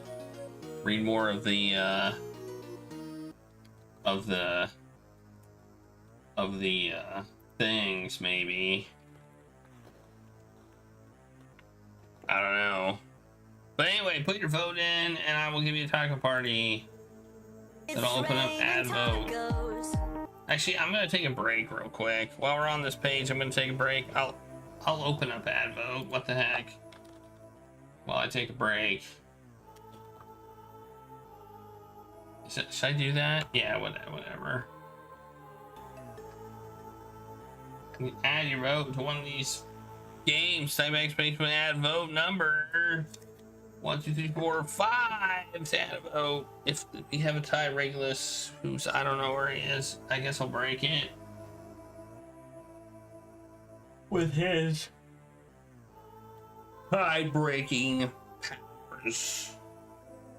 His amazing tie-breaking powers. It doesn't look like that's gonna happen, but just in case it does. And I'll take a break after we finish the vote and we do the raffle and all that stuff. And then we'll, I don't know, what do we do then? We got like an hour.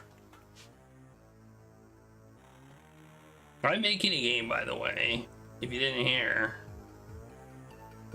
I hope to have something out by December. It'll probably be a prototype.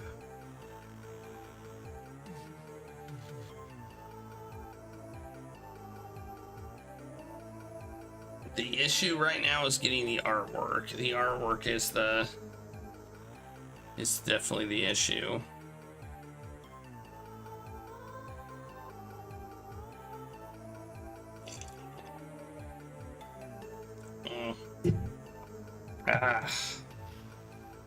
Whoa, we got a tie now. You vote Spooky Shorts. Well, we can try and find them. I'm trying to find if 1 or 2.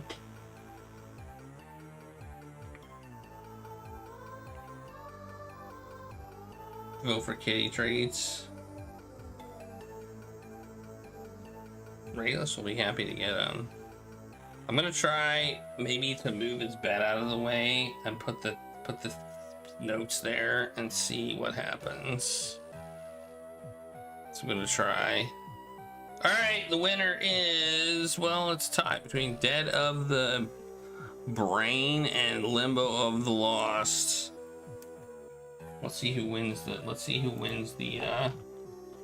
raffle. The raffle winner is Austin. Congratulations for winning the raffle.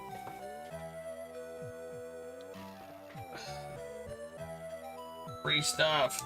Well, here, we'll do the raffle now. Pick your number. Pick your number.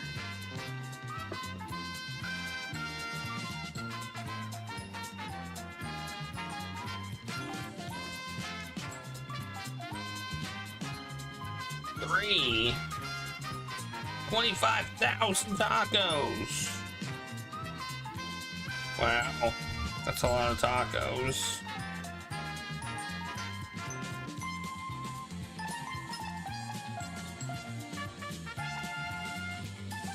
Oh, that's true. I forgot that you get to break the tie. Stains blue, but if you want me to do treats, I can do treats. The rule is you get to break the tie. We're gonna just give them treats anyway, so.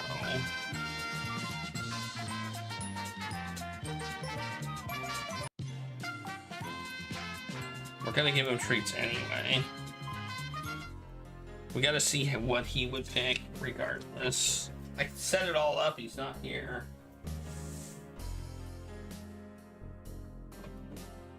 Ugh. Dead of the brain. I almost read Dead of the Brian. Dead of the Brian is on the tape area.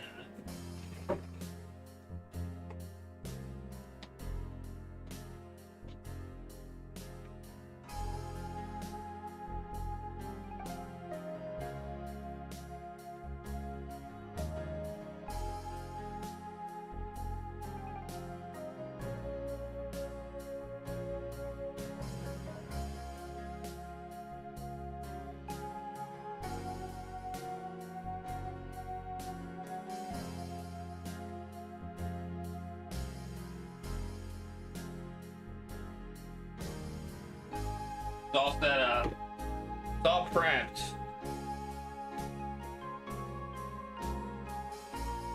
There he is. Hi, Regulus. Come here. I got a job for you. I have a job for you. And you're gonna like it. Like this job. Look at this. Look at this setup.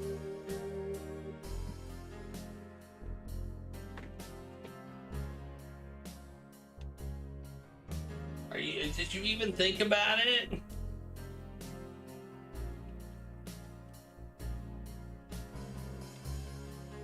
He apparently thought about it. He picked Limbo. He picked Limbo. He picked Limbo. You picked Limbo. You do know you picked that, don't you? He's like, is there more? Is there any more ties I can break? There you go. Here's your bed back. I'll put your bed back. There you go. Sorry, there's not more Regulus.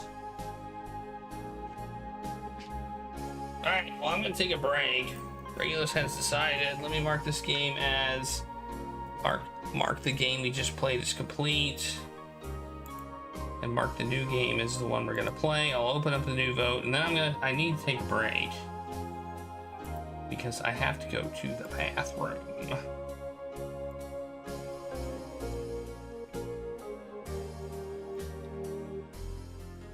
Okay. What Limbo? Limbo.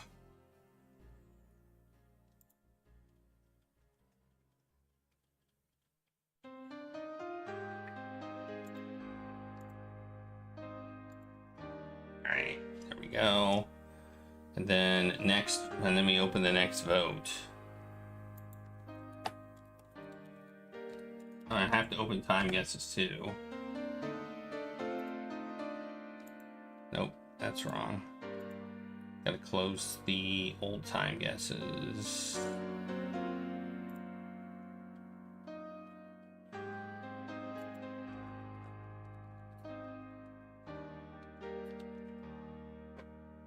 There we go. And then let's look at the vote. Whoa! Look at that. One game has a commanding lead. 2 games have commanding leads over all the other ones. Holy cow. What the heck? 32, 27, 3, 3, 6, and 5. Jeez. That's crazy. Put your votes in. Remember, if you're a subscriber, your votes stick with these games after the vote is closed. So, I'm gonna take a break. But this is the vote. Get ready for a very plagiarized jank fight. So bad it's good spooky game. Spooky time with Limbo. Yeah, we'll start that Thursday. So I'm gonna be right back.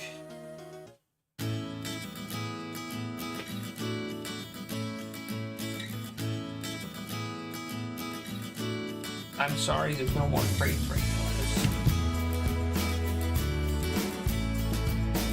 Well, I mean, there are more. I'm just not gonna give you more.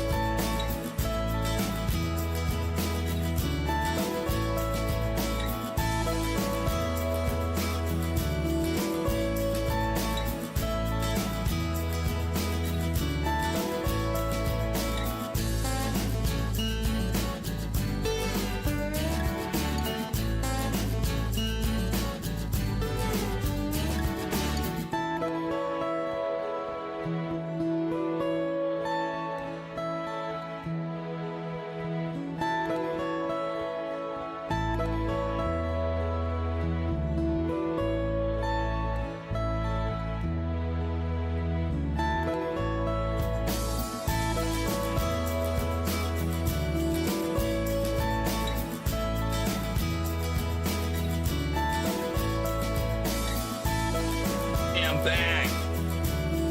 I am back. Regulus is still like, can I have more of those treat things?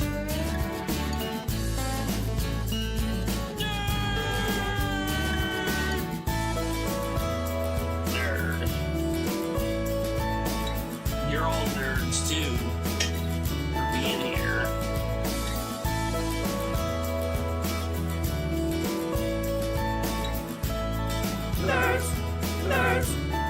Alright, what are we gonna do? We could do spooky games, we can do randomizer, which will probably take pretty much the entire stream. I think spooky games doesn't sound like a bad idea. The question is, what spooky game are we gonna play? I think itch.io is working today. Or I guess we have UFO 50 also. It's another option.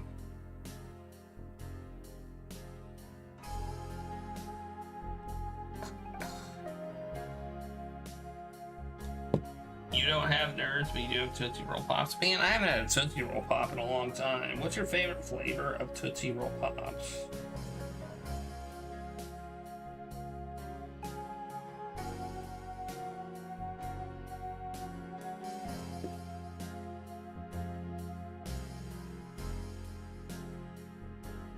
See what we got here. Let's look up some games. Adventure Game Database. Advanced search. Let's look for Halloween again. Let's see what we got here.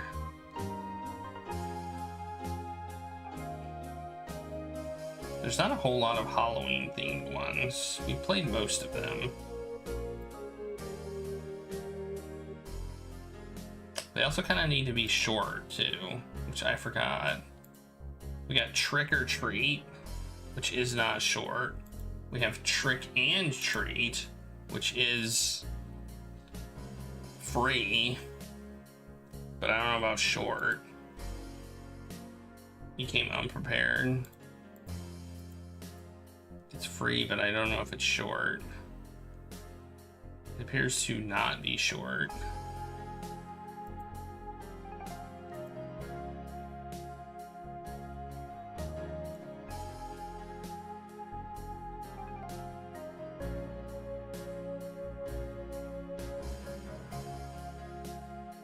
Horror and short. We could look up, we could do that too.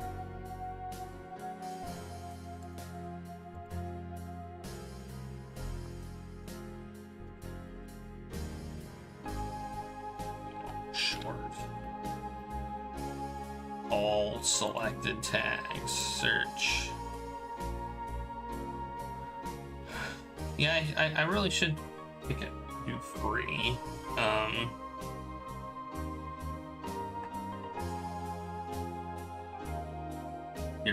Your taco list. I had tacos tonight and they were delicious. Last Christmas is considered a horror game. A horror and Christmas game? Nice. I mean, we're not gonna play that, but you know. Tacos. We've also got those Of a Killer games. Those are technically all horror and short. There's a lot in here. Point and Click Killer, we played that one.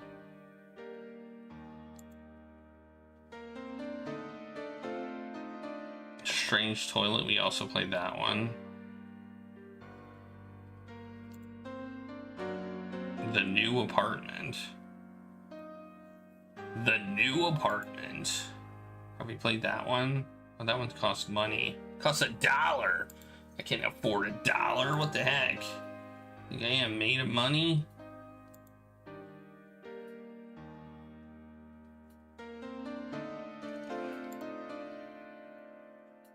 A whole damn $1?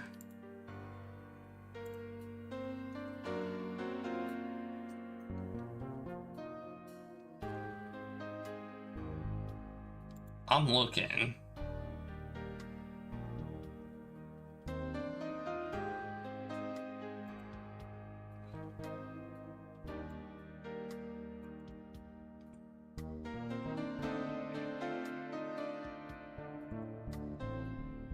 Is this really an adventure game? I don't know. Doesn't look like it.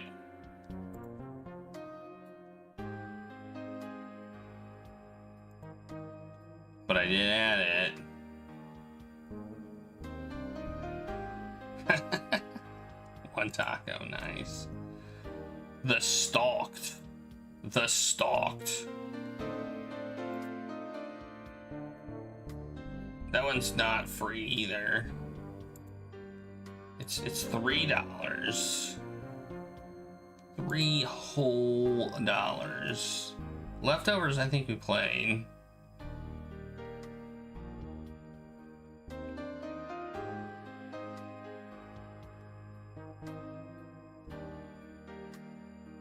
Click Olding, we definitely played. Strange Toilet, we played. We played this one. I mean, there's a lot we played. we're starting to run out. Birds Aren't Real. Did we play that one?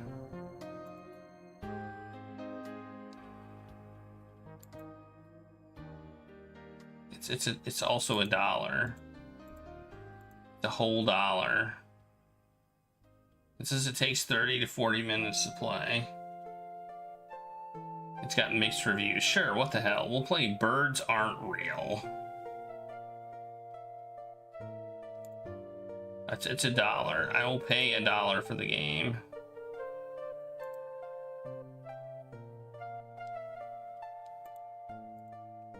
And then we'll install it, and then we'll play it. Hopefully it won't take too long. Install. Bam. Birds Aren't Real. It's got mixed reviews. This could be bad.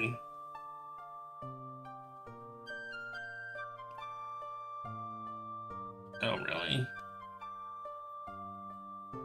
So that means the game isn't transphobic? Or it is?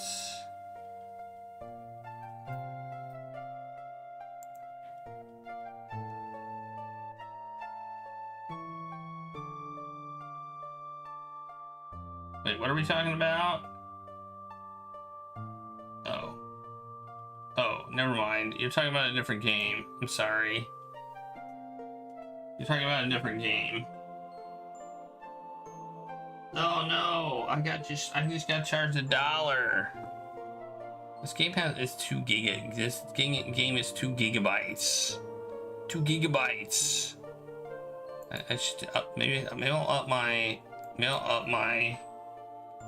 speed for now. There, I up my speed. Hopefully it doesn't bring down the stream. I have my speed. The speed has been sped up for Birds Aren't Real. Is my stream going down? No.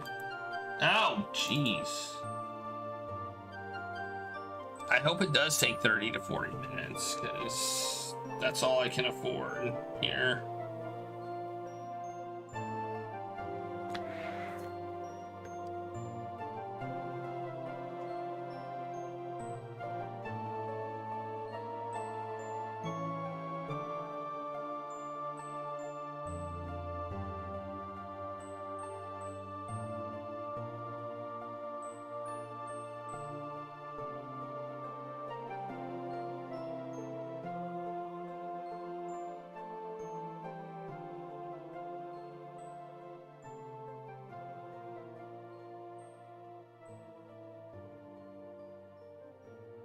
All right, it's going. Talk to somebody who looks like they might do some art.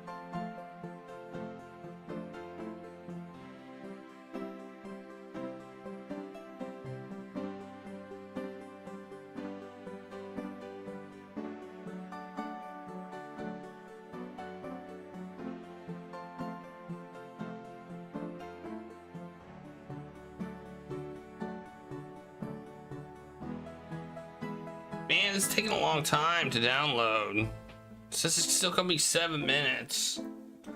Jeez. Let's up it again. My stream isn't dying, so let's up it this. Let's increase the speed again. I mean, technically, I should be able to download pretty fast. There, I'm going up to 10.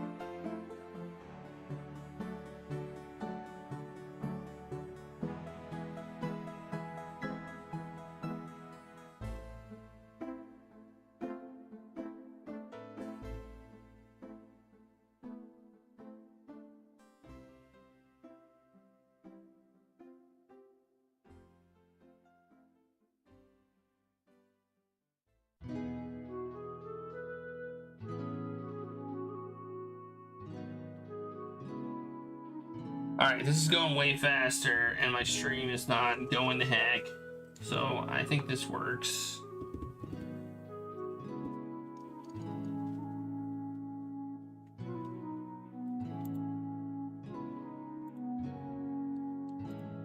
Did I finish my description thing?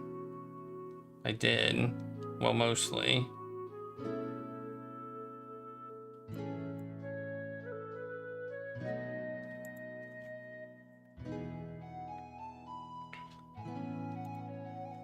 It's raining tacos.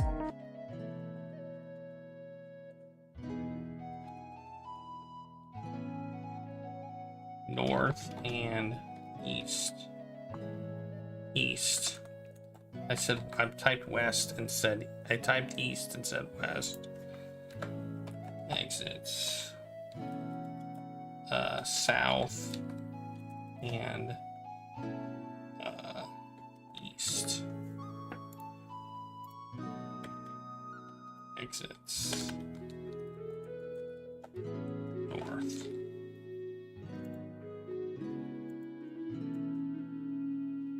Exits.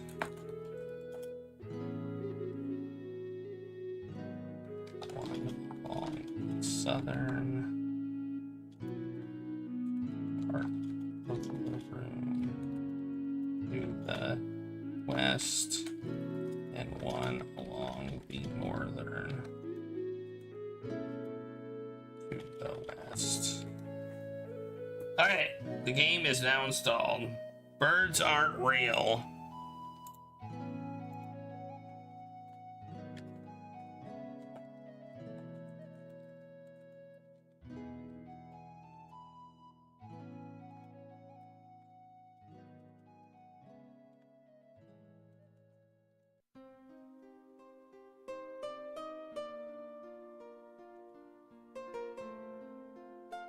I'm not real? Oh man.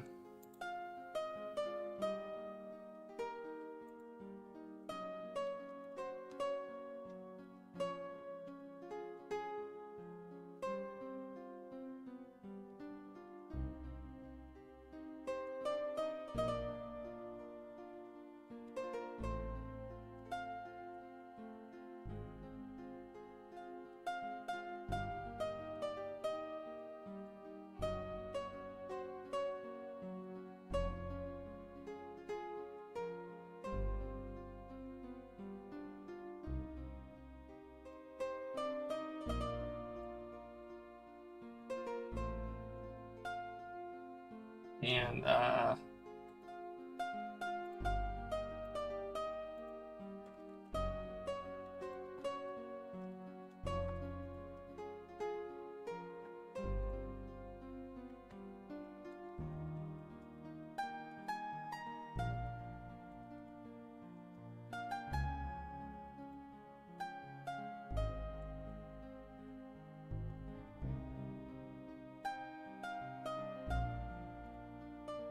alright, let's play it. Actually, I gotta mark it as the game we're doing.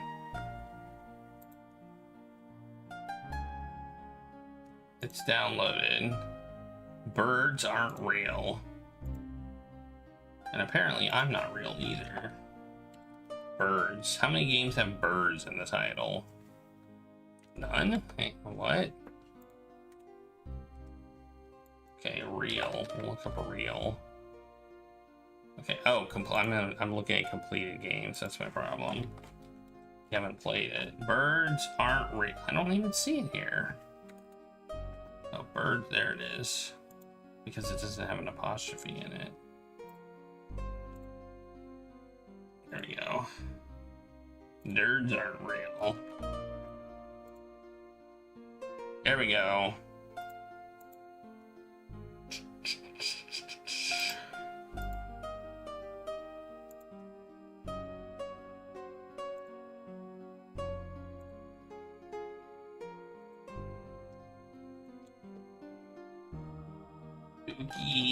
Spooky game or spooky month.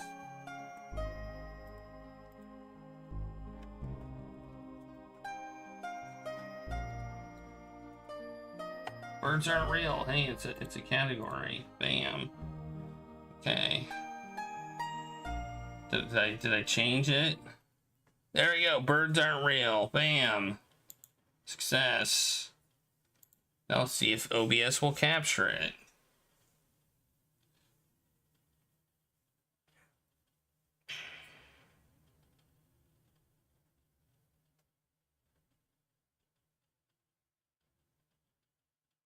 Will OBS capture it? That is the next question. Do I want to allow private? Why would I want to do that? No, I don't want to allow apps to access the thing. Birds aren't real. You can't see the game because OBS hates me and everything that I stand for. Is that the game? Yeah, okay. There it is. It's Project H. All right. Play.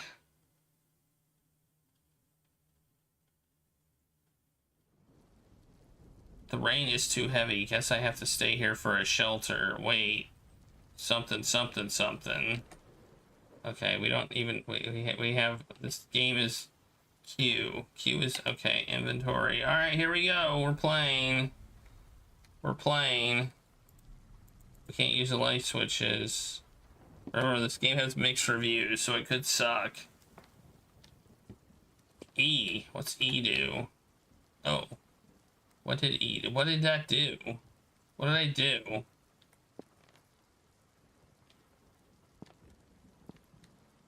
I turn on my light? I don't know. E. It's locked. Oh no.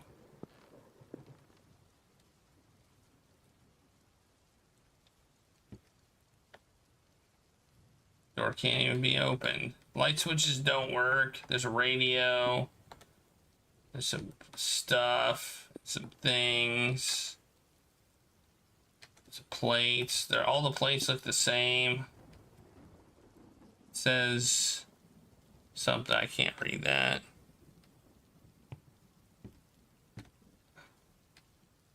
Whoa, what was that? E. E. Where can I put E? Where? What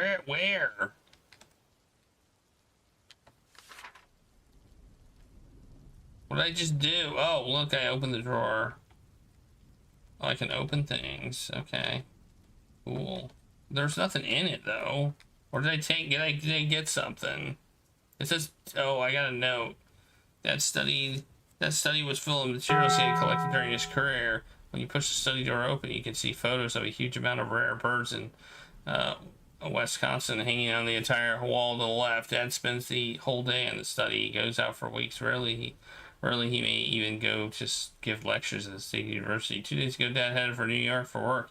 And today he's back with a bunch of gifts for me. I'm so happy, although he didn't bring back the avian encyclopedia I wanted. He sighed and said that he searched almost every bookstore in New York and couldn't find it. It's okay. It's not a big deal. Perhaps the book was sold out because too many people love birds as much as I do. Mom was making a snapple pie while waiting for the dough to rise. She sat in the car beside the dining table and asked me what I would want to do. No one... What? Oh my god. OBS. You failed me, dude. OBS, you're such a failure. You should feel ashamed of yourself.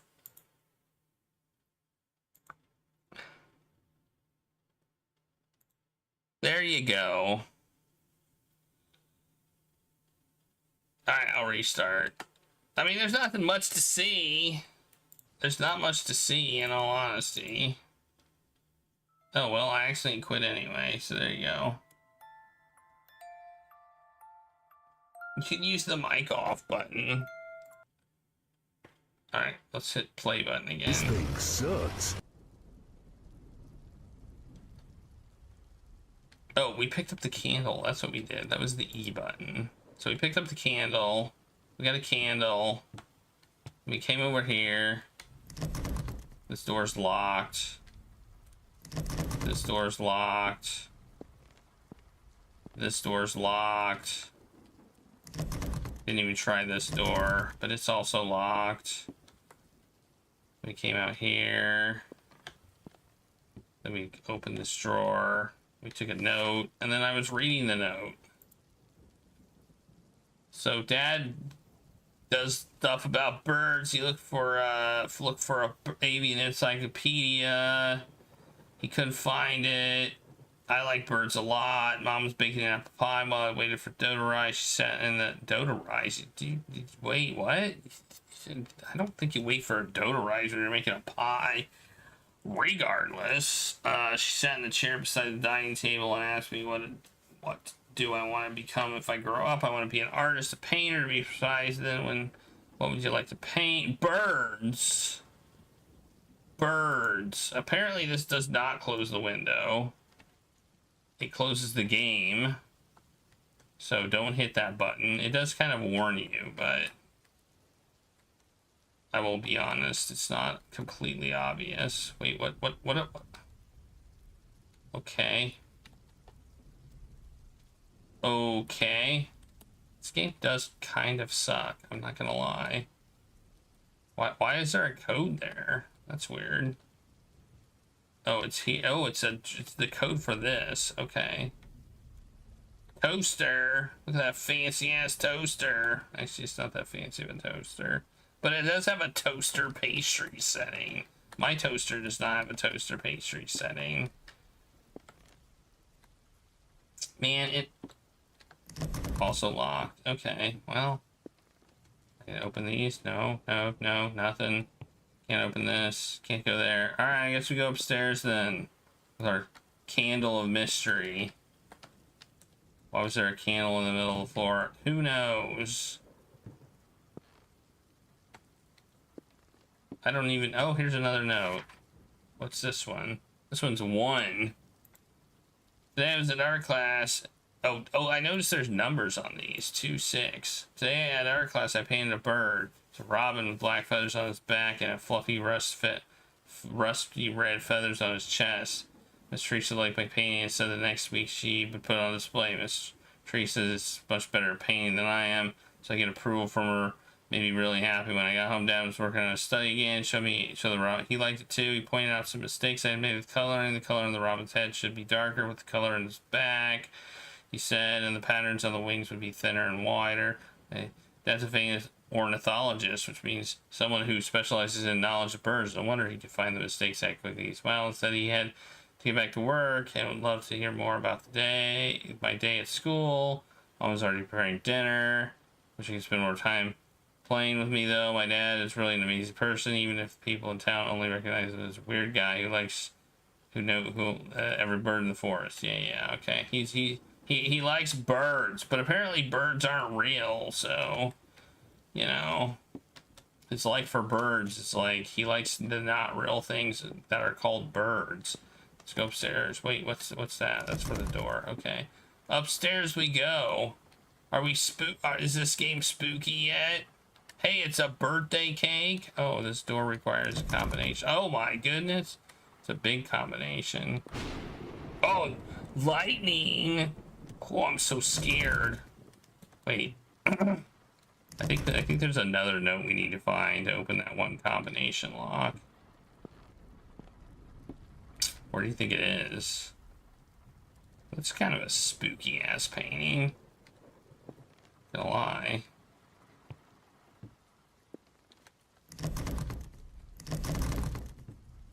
Okay, I don't think I don't know. I mean, I know the darkness is an ambiance thing, but I'm kind of annoyed that I can't see where these things are. You know, these pieces of paper that I'm supposed to find. I think I need one more to open a combination lock somewhere. Well, I know where it is. Based on the table, I don't know if I fully checked the table. Oh, it might be over here. No, I already checked there. This game does kind of suck. So far, at least.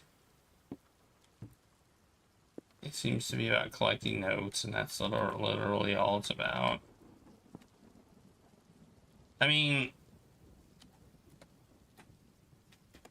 We could brute force it, couldn't we? Because the first one says 2, the second one says 6, so...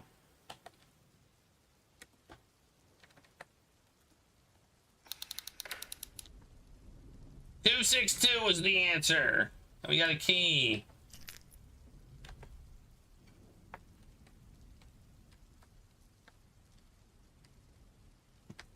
So that means we could probably unlock a door. Not that one though. Which door do you think we can unlock?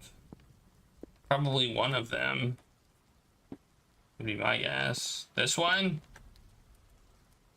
No. This one? No. I mean, the only thing that Q does is give us our we didn't find the third note. Maybe we weren't supposed to. Maybe 262 was just a combination. Because we got a 2 and a 6. I don't know. That has a combination on it. We don't know that one. That seems to be the final room. Okay, not that one. What other doors were locked that we couldn't go in? Oh no! This one? Oh, I found it. It's this one. Okay. We're looking. Here's another note. Note number 4. Since yesterday, birds chirp near my house vanished too. Did those black shadows quietly drive them off? Did they notice us? Are they going to do any harm to Mom and Dad? Dad came out of his study early this morning looking anxious somehow while I was sketching drafts of several paintings. Nightingales in my room. He called me down and asked me to do a favor. He said, he said, finger pointing at the bookshelf. The green books here are bird watching logs, and red ones are in the study are marsh birds, photography guides, and the white ones on the shelf outside are my own notebooks. I need you I need them to be packed today. Could you please help me count the number of books of each color and write them on a piece of paper? I had no objections, as I was always an honor for me to do those clerical work. Okay. Okay. Green books, red books, and white books.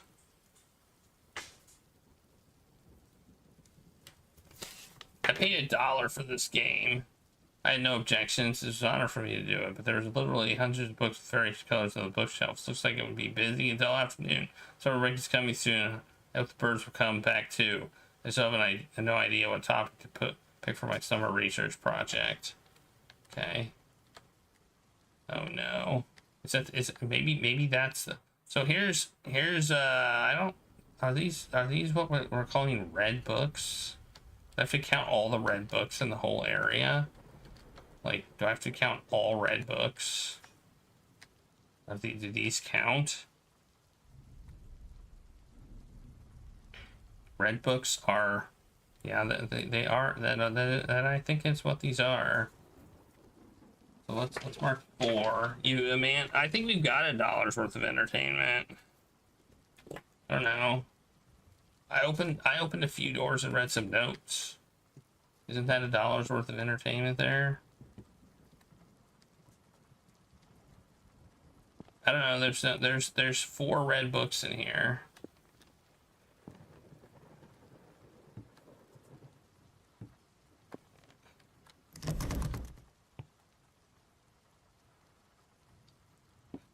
Whoa, there's light. The lights are flickering in here. That's weird.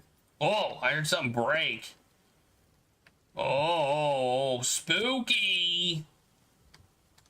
Maybe that's... No, I have got the key to go in that room from that, so... I haven't checked these cupboards. Oh, that was this one. Okay. Okay. Well, there's like, what, 2 green books here? I see 2. Okay. I haven't seen any white books.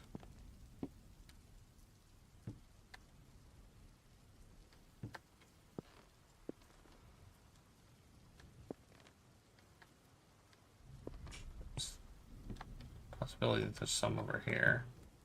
There's some white books. 3. I see 3 white books. That's 2, 4, and 3. 2, 4, 3. But I don't know. where else I can use a combination. Where else is there a combination that I can like put in? That one at the top of the stairs requires like 6 digits. So, man, this candle sucks. I'm gonna tell you that right now. This candle absolutely sucks. This is a sucky ass candle. It's the worst candle I've ever had the misfortune to use. Like, it is really a bad candle. Nope, that's door closey. This isn't a red. That's not a book there. Is there anything else in here that I can like? Is there any combination stuff that takes a 3-digit combination? Oh wait, look at that. Green. Oh yeah, that's another clue. Well, there's 3 white books already, so this would be a different combination. Oh, here it is. This combination here. 2, 4, 3. Success! It was 2, 4, 3. We got a key. Okay.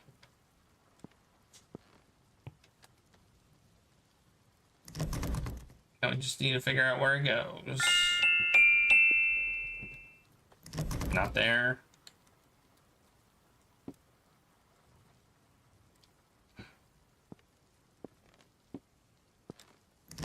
Not there. Upstairs, maybe?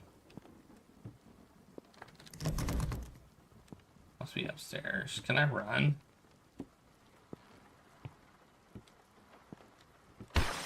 Oh, that's my birthday. That's what the code is. It's my birthday.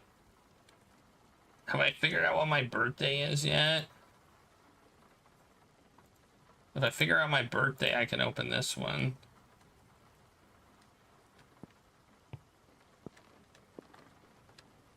Oh, we got that one open. I missed note 3. I don't know where it was. It didn't matter, though. Man, this bed is messy, too. Everything's messy.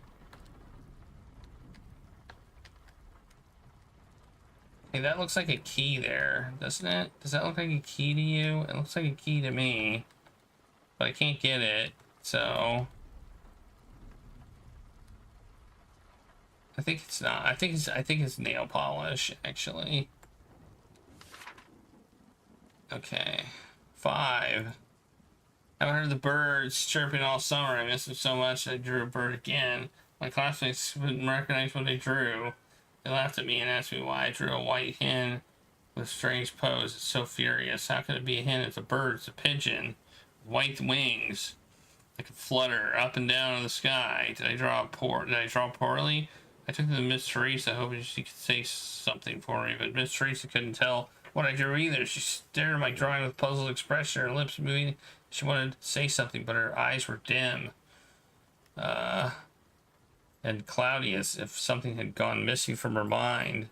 Shocked when I tried to say something for myself, I realized that I couldn't say the word pigeon either, nor the word bird. No, I'm not dumb. I remember how to pronounce and spell them, but every time I tried to speak, the syllables dissipated from my mouth, leaving only silence. Until I ran out of the school in panic, I could finally shout out those words again. I ran into the woods and repeated the word over and over in fear.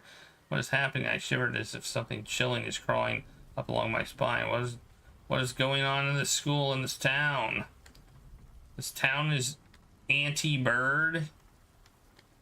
Anti-bird. It's anti-bird town. Oh, I can't open it. Okay. What's the point? There's a candle in there. Okay, cool. Why? I can't do anything as far as I can tell.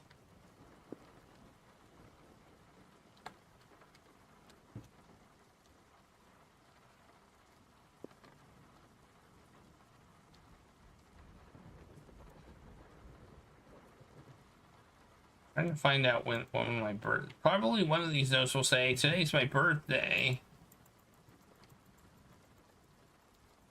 Or something. I'm X years old. I guess.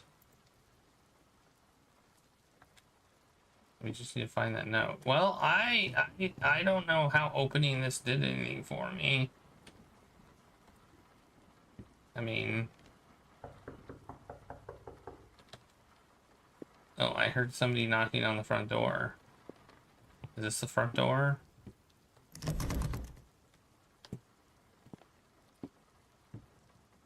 Oh, this door is now open. Look at that. Look at that. It's the bathroom. There is another candle. There's a note. I haven't heard the birds chirping all... Oh, wait. 6. It's No, raining 6. tacos. Suddenly, a sudden thunderstorm. Tonight, the sound of rain hitting the roof is deafening. The power went outside. We had lit up 5 candles in the house. She looked extraordinarily worried for some reason. I heard the sound of sirens from police cars. Getting closer, then came a rough knocking on the door. Those people outside our front door claimed themselves to be police officers, but they didn't exactly look like police officers. They were wearing black uniforms, pistols holstered to their waist, badges on the stars and stripes in their arms. They entered their eyes scanned us with a sinister sharpness. Mr. Radley, the intelligence agency has notified us that we need to investigate you. Please take us to your study. We need to take everything related to birds. Then without any more word, they ransacked Dad's study violently, leaving only a total mess. From books to research data, there's almost nothing they aren't taking away, including Dad, who just knows too much about birds. Mom watched his dad was taken by a police car. The officer said that he was only taken for some investigation, but when they were about to leave, overheard the conversation for the second. The sound has problems. Some people still remember something. Did our machines malfunction? Who knows? Got to report it to the agency first, then proceed with the usual procedure. The person dropped the word in a mechanical tone. Okay. The bird is the word. Okay. Apparently, there's a cover-up about birds. Well, another door just opened. I don't know where, but somewhere. I think I heard another door open. It's also getting quite... It seems to be getting dark.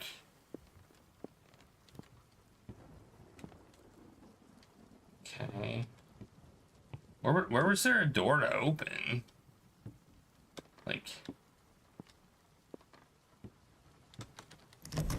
So locked.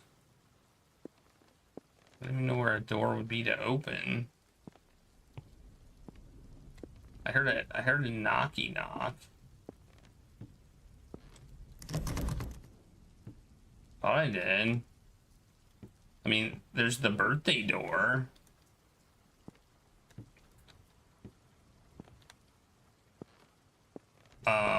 Where are we going now?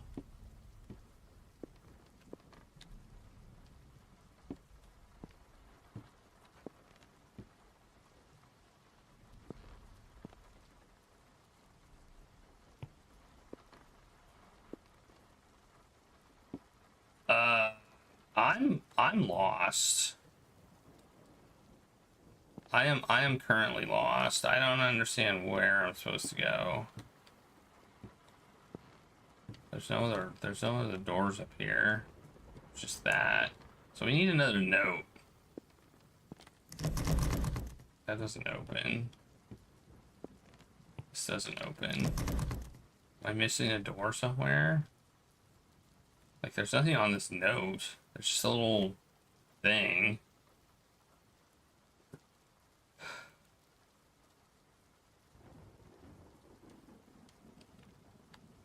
Are they robots? Robots? Robots? Are they robots?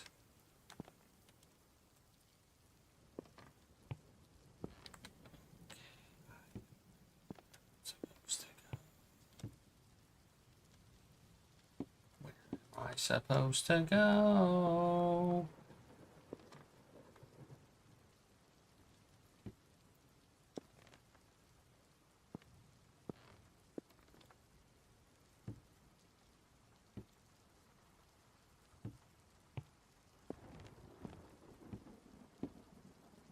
This game is doing a bad job of telling me where I'm supposed to go.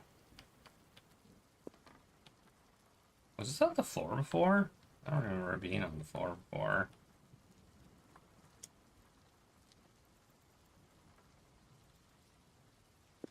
Oh, maybe it was. I don't know. But I remember being able to see that, so it must have been on the floor. I heard knocking too, and I don't know where it came from. Like, last time I heard that, this bathroom door was open. So I don't know where it came from. We just have to look for a damn note. It's basically what we gotta do. Or see something that opened.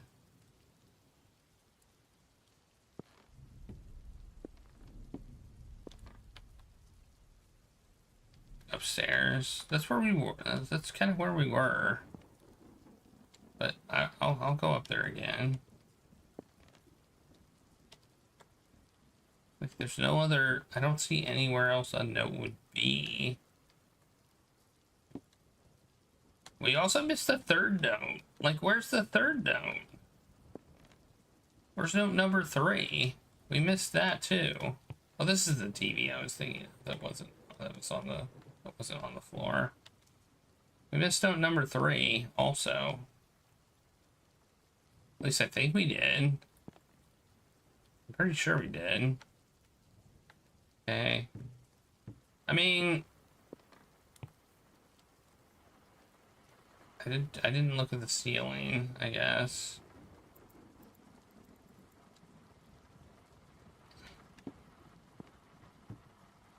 Oh, there's a note. I think that's probably note number 3. That was indeed note number 3, and it said 2, so 626. Okay. Strange things begin to happen. Fewer birds. I began to bring up the topic, but they didn't seem to care. People didn't seem to care about birds as much. Could it be air pollution? Okay. Well, there was no. We found note number 3.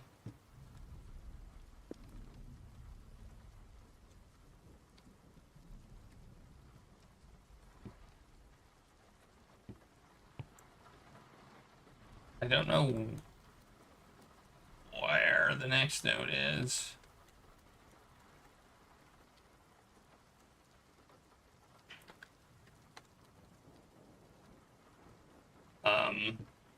Any ideas? I feel like I've searched everywhere in this house. I might have to look it up because this is kind of dumb.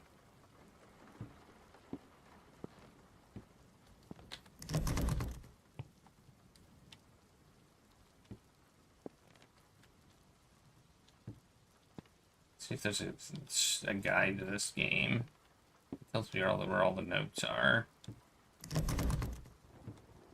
Like feels like you shouldn't need a guide for this game, but it's not in the bathtub.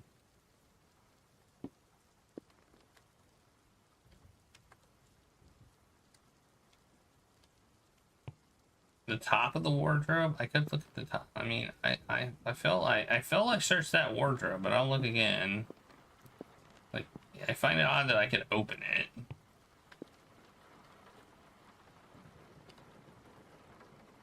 Oh, this video game sucks. Like, why can't I open it? There's stuff at the bottom there, but I can't take that either. I don't know. What's this game called? Birds aren't real. Let's see if there's like a community guide to this game. I'm gonna keep the timer going. Birds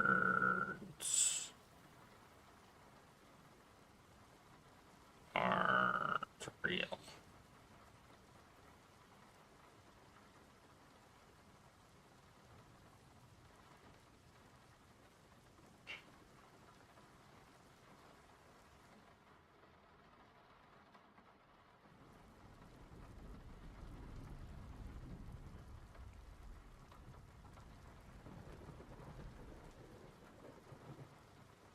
Community hub.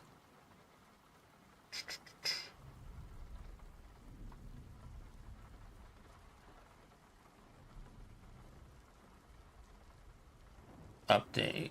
No guides or anything like that.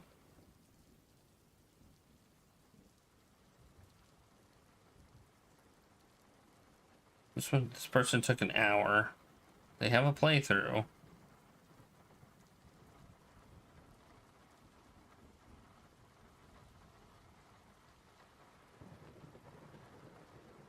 I mean, I guess I could watch their playthrough.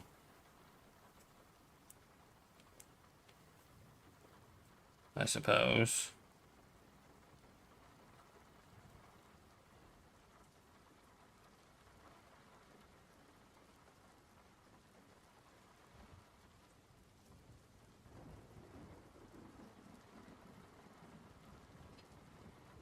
Yeah, there's that note. That's the note I'm on.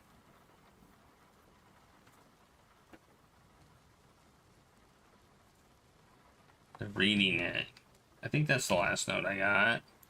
Yeah, that's the last note I got. Wait, what? Wait, what? Oh, man.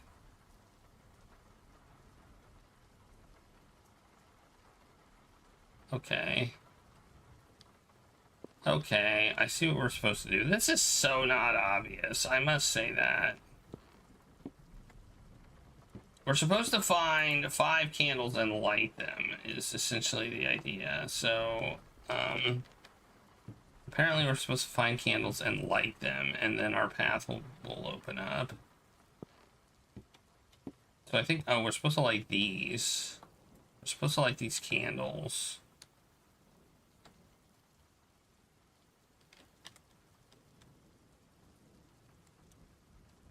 I don't know if that's all we're supposed to do, but that's what I saw them do. Was that obvious to anybody? Because it wasn't obvious to me. There's also there was also a candle in here, but I don't think we're supposed to light it. It's already lit. Where did they go next? Did that.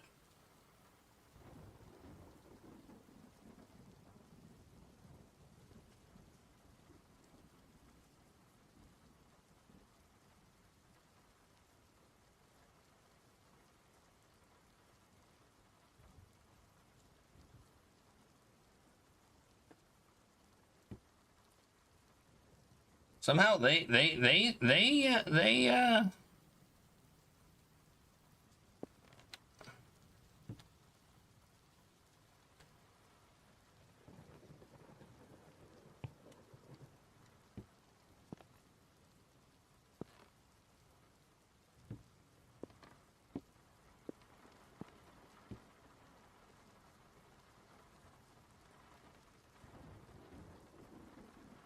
they're obviously looking for candles light.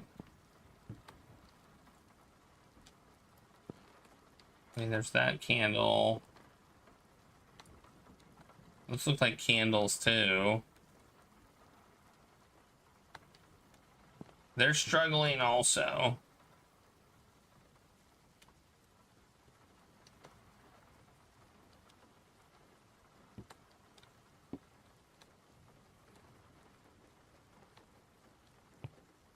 Because this is dumb. This game is jank. And in a bad way.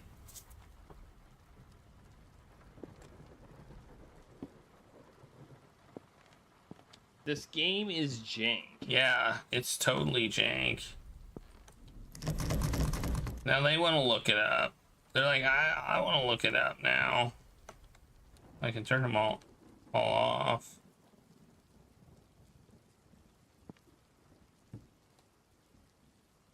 Yeah, they're basically doing what I was doing, except they figured out how to light the candles before I did.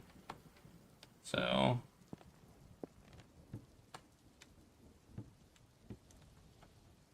there's a radio here. Can't do anything with that. Yeah, let me move this over here.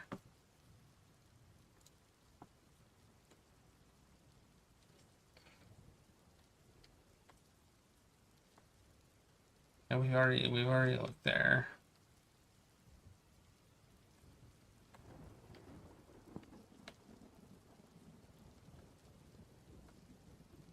Push E all over the place.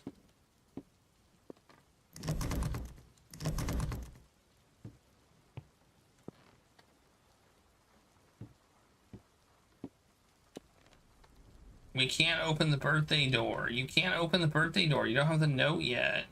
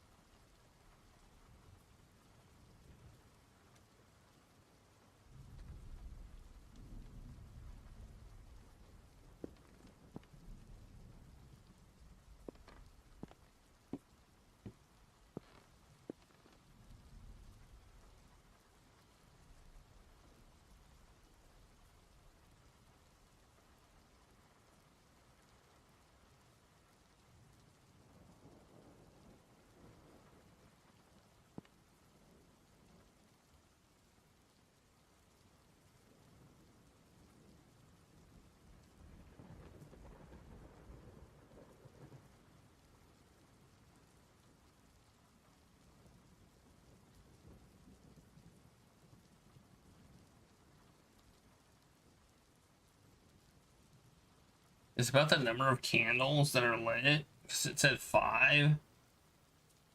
And there's 2. We saw 2 candles lit, so that would be 5 there. Would that be the solution?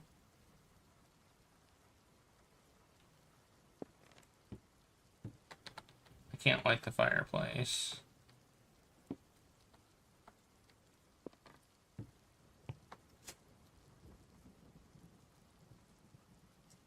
This is like the hardest puzzle in the whole game, apparently, because it's so dumb. It's in fact, I would call it moon logic. We don't even know the solution. I'm already calling it moon logic. This game is jankified.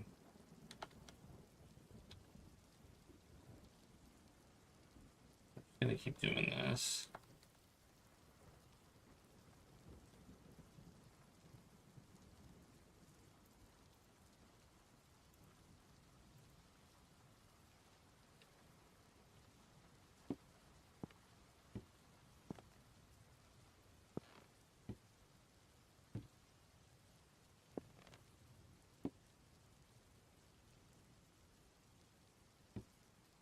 Yeah, once we solve this puzzle, apparently the game's basically over.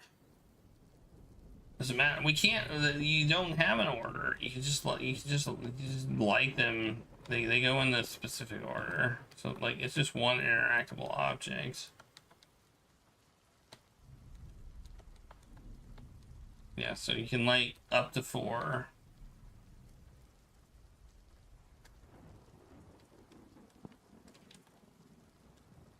I lit 1. I've got 4 lit. Wait, what?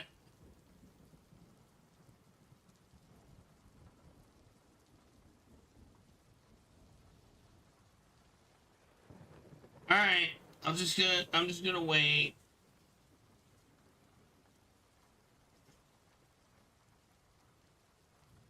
Wait, what?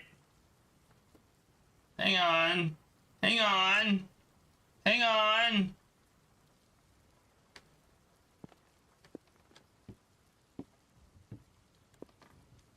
Hang on.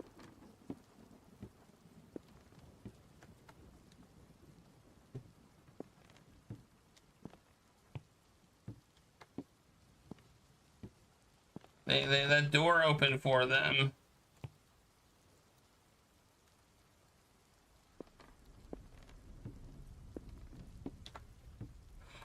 Okay, you have to light like 2 candles, apparently. Alright.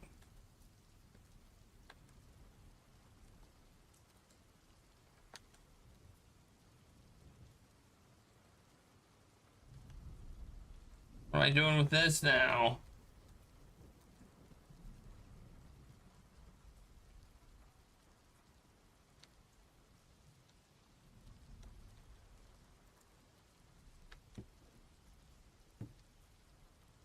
Is there a note in? Oh, there is a note in there. What can I do with it?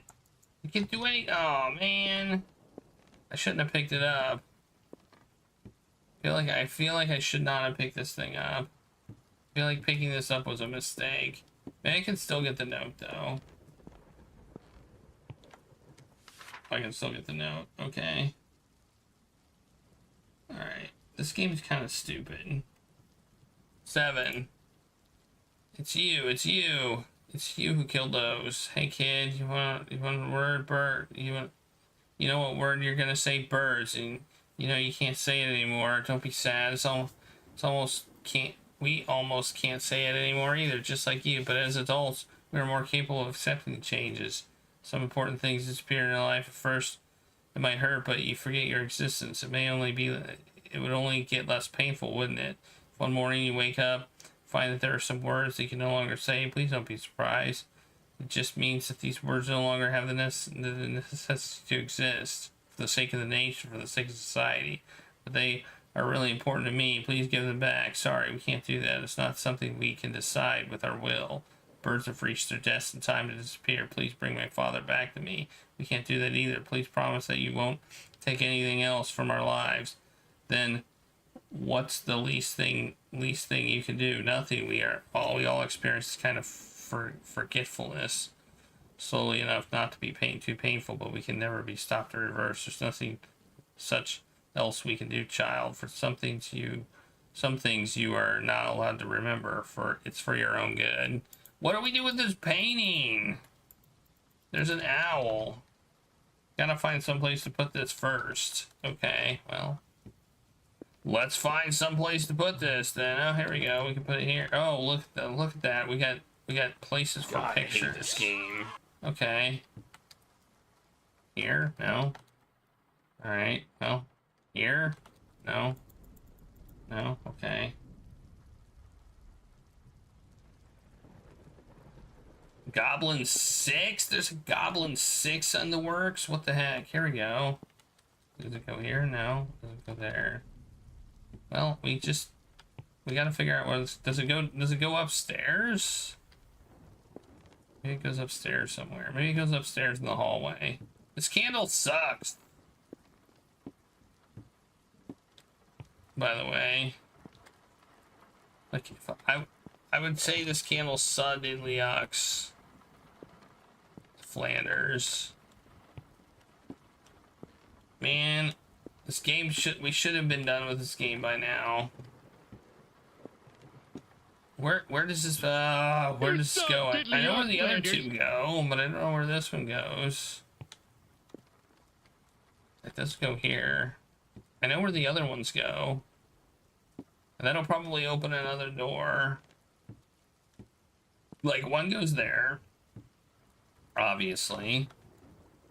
One goes here. Obviously. But where does this one go? Kitchen? No.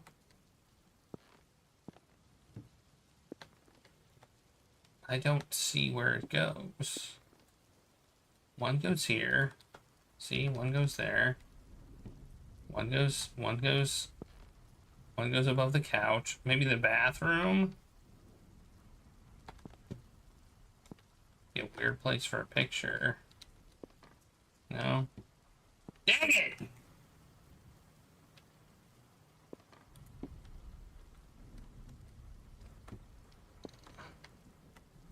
You know, I didn't think the game was going to be this bad. Oh, here it is. I found it. This game kind of does just suck. Like, I can't even run. You know?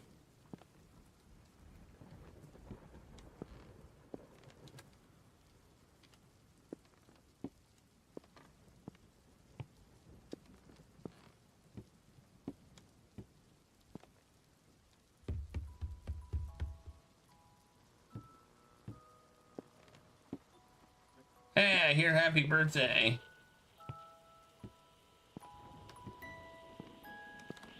Ooh, that looks like a nice cake.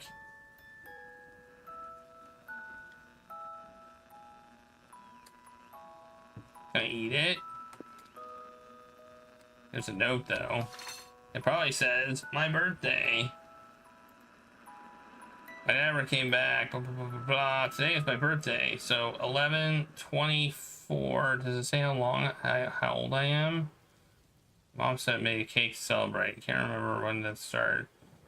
But I can no longer say the word bird even when I'm at home. All my memories are clear. I still remember the robin with the rusty feathers. I remember picked up the painting. When she left the cake, I probably presented the painting to Mom. She sat in silence, tears suddenly. Then when I asked if she missed Dad, she only cried harder.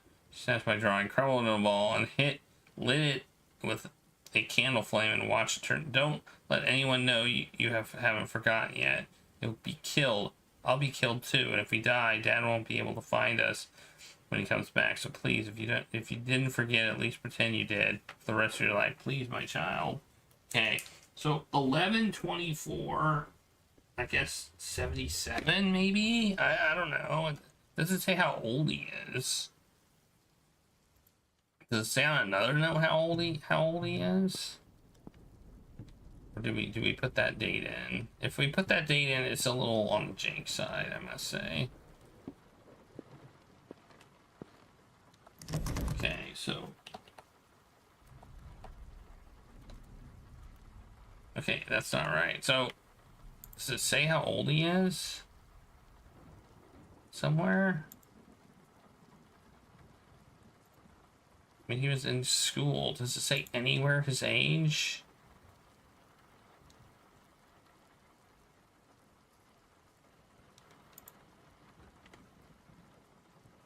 Anywhere? I mean, we're just, otherwise I'm just gonna start putting in dates.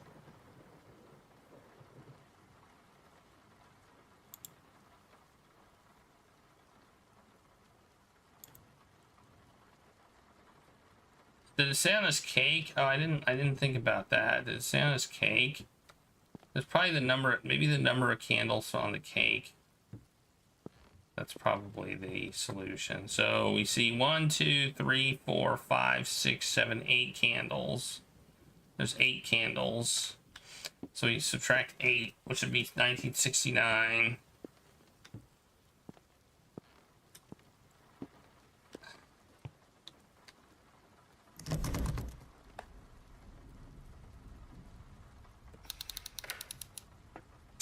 See, I'm smart. I am so smart. If I was any smarter, then my brain would explode. So thank goodness I'm not any smarter. Okay, 9. Mom sealed whatever's left in Dad's study inside the basement. Hided the key under the carpet in the balcony across from the kitchen. Balcony across from the kitchen? Oh, so outside. Just don't draw them. Just don't draw them. Just don't draw them. Maybe we're taking more of our memories every single day. Today it's easy. Tomorrow will be the memories about poems or rock and roll. Eventually, one day we'll forget our own existence. Maybe we won't even have our own names anymore. Identity replaced with numbers. Okay. Balcony across from the kitchen. I think we're almost done with the game. I think the balcony across from the kitchen is likely open now. Could that be here? Okay, that's weird. I thought that's where we were gonna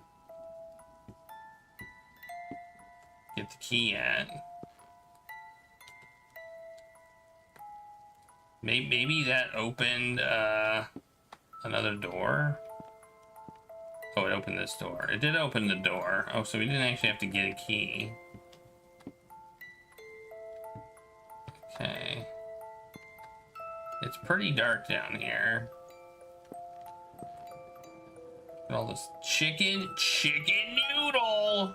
We got some chicken noodle down here. Now we just have to find the last note, and I think we beat the game. And it's on this chair. Oh wait, no. The bird.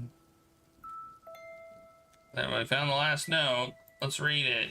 I can't remember the color of robins anymore, but I still want to paint them once again. For the entire afternoon, I could only trace its outline with a charcoal pencil over and over again. Today seems to be Christmas Eve. I haven't forgotten that. Well, then it seems that I am obediently following their instructions, forgetting things that shouldn't be remembered, right? That means I won't be taken away yet, at least for now.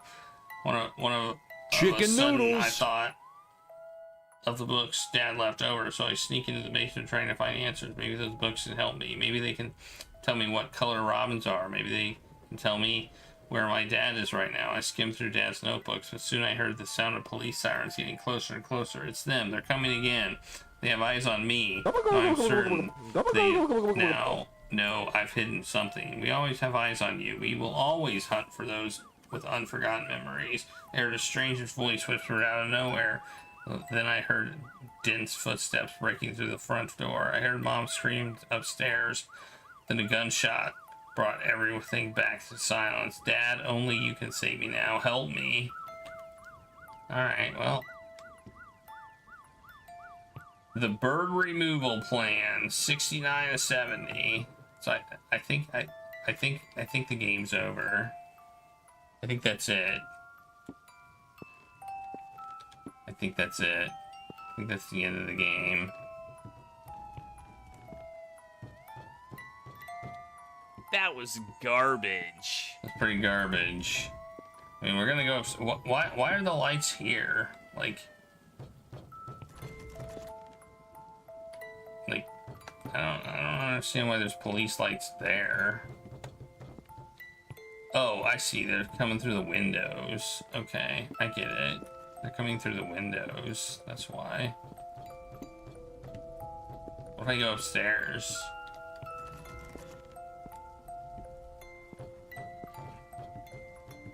Yeah, I think that's game over. I mean, I think that's it.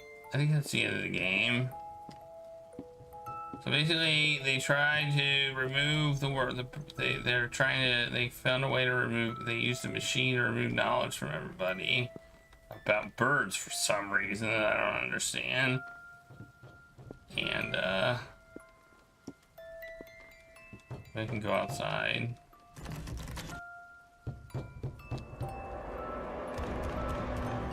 Oh, there's the end of the game right there. Game over. Is Dune 1? Is it an adventure game?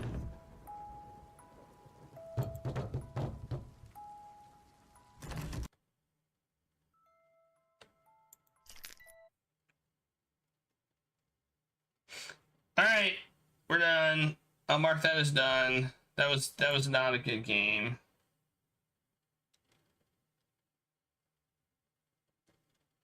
But we completed it, so thankfully it only took less than an hour.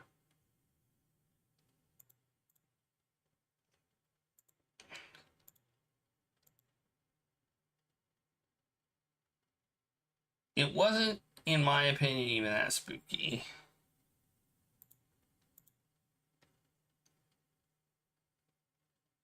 Apparently it is. Apparently Dune is on the list. There you go. I did not know that. Dune. Dune. Oh yeah. That looks adventure gamey.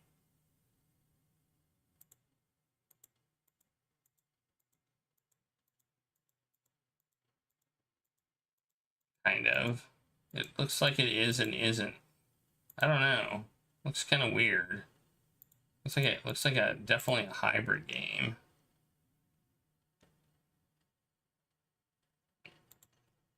It's kind of. Is it one that's gonna frustrate me? I guess we'll find out when we eventually play it. All right, let's rate somebody. It's late. It's later than usual. We're gonna be rating Robot Spacer today, and we gotta do the taco token drawing. So express your love for tacos. It'll frustrate me less than Dune 2. I don't think Dune 2 is on my list. So it's got probably it's great. I've seen it played. So I've seen it played. It's definitely not an adventure game. I don't know why it's on my list. Like, I don't know. I don't know how it got there. It got there because Moby said it was an adventure game at one point in time. And so it got put on my list. And if for some reason there's 3 download links for it. Because Moby kind of, it's still in the adventure genre there. It says it's a strategy adventure hybrid. So there you go. Strategy adventure hybrid. Alright, I'm going to do my drawing. We're going to raid Robot Spacer, and then I will do the taco token drawing. So to express your love for tacos. And then we'll draw for a taco token, which can be used at 3 votes to any game. In any queue, it can be at once per game per person. It can be used for exchanging for 10,000 tacos. 12 can be used for an incentive pick. And that's it right now. So let's do it. Let's do it. Bus Tie Bookers is in. Bus Tie Bookers has entered. And Jadlers is 1. Token. Jadlers.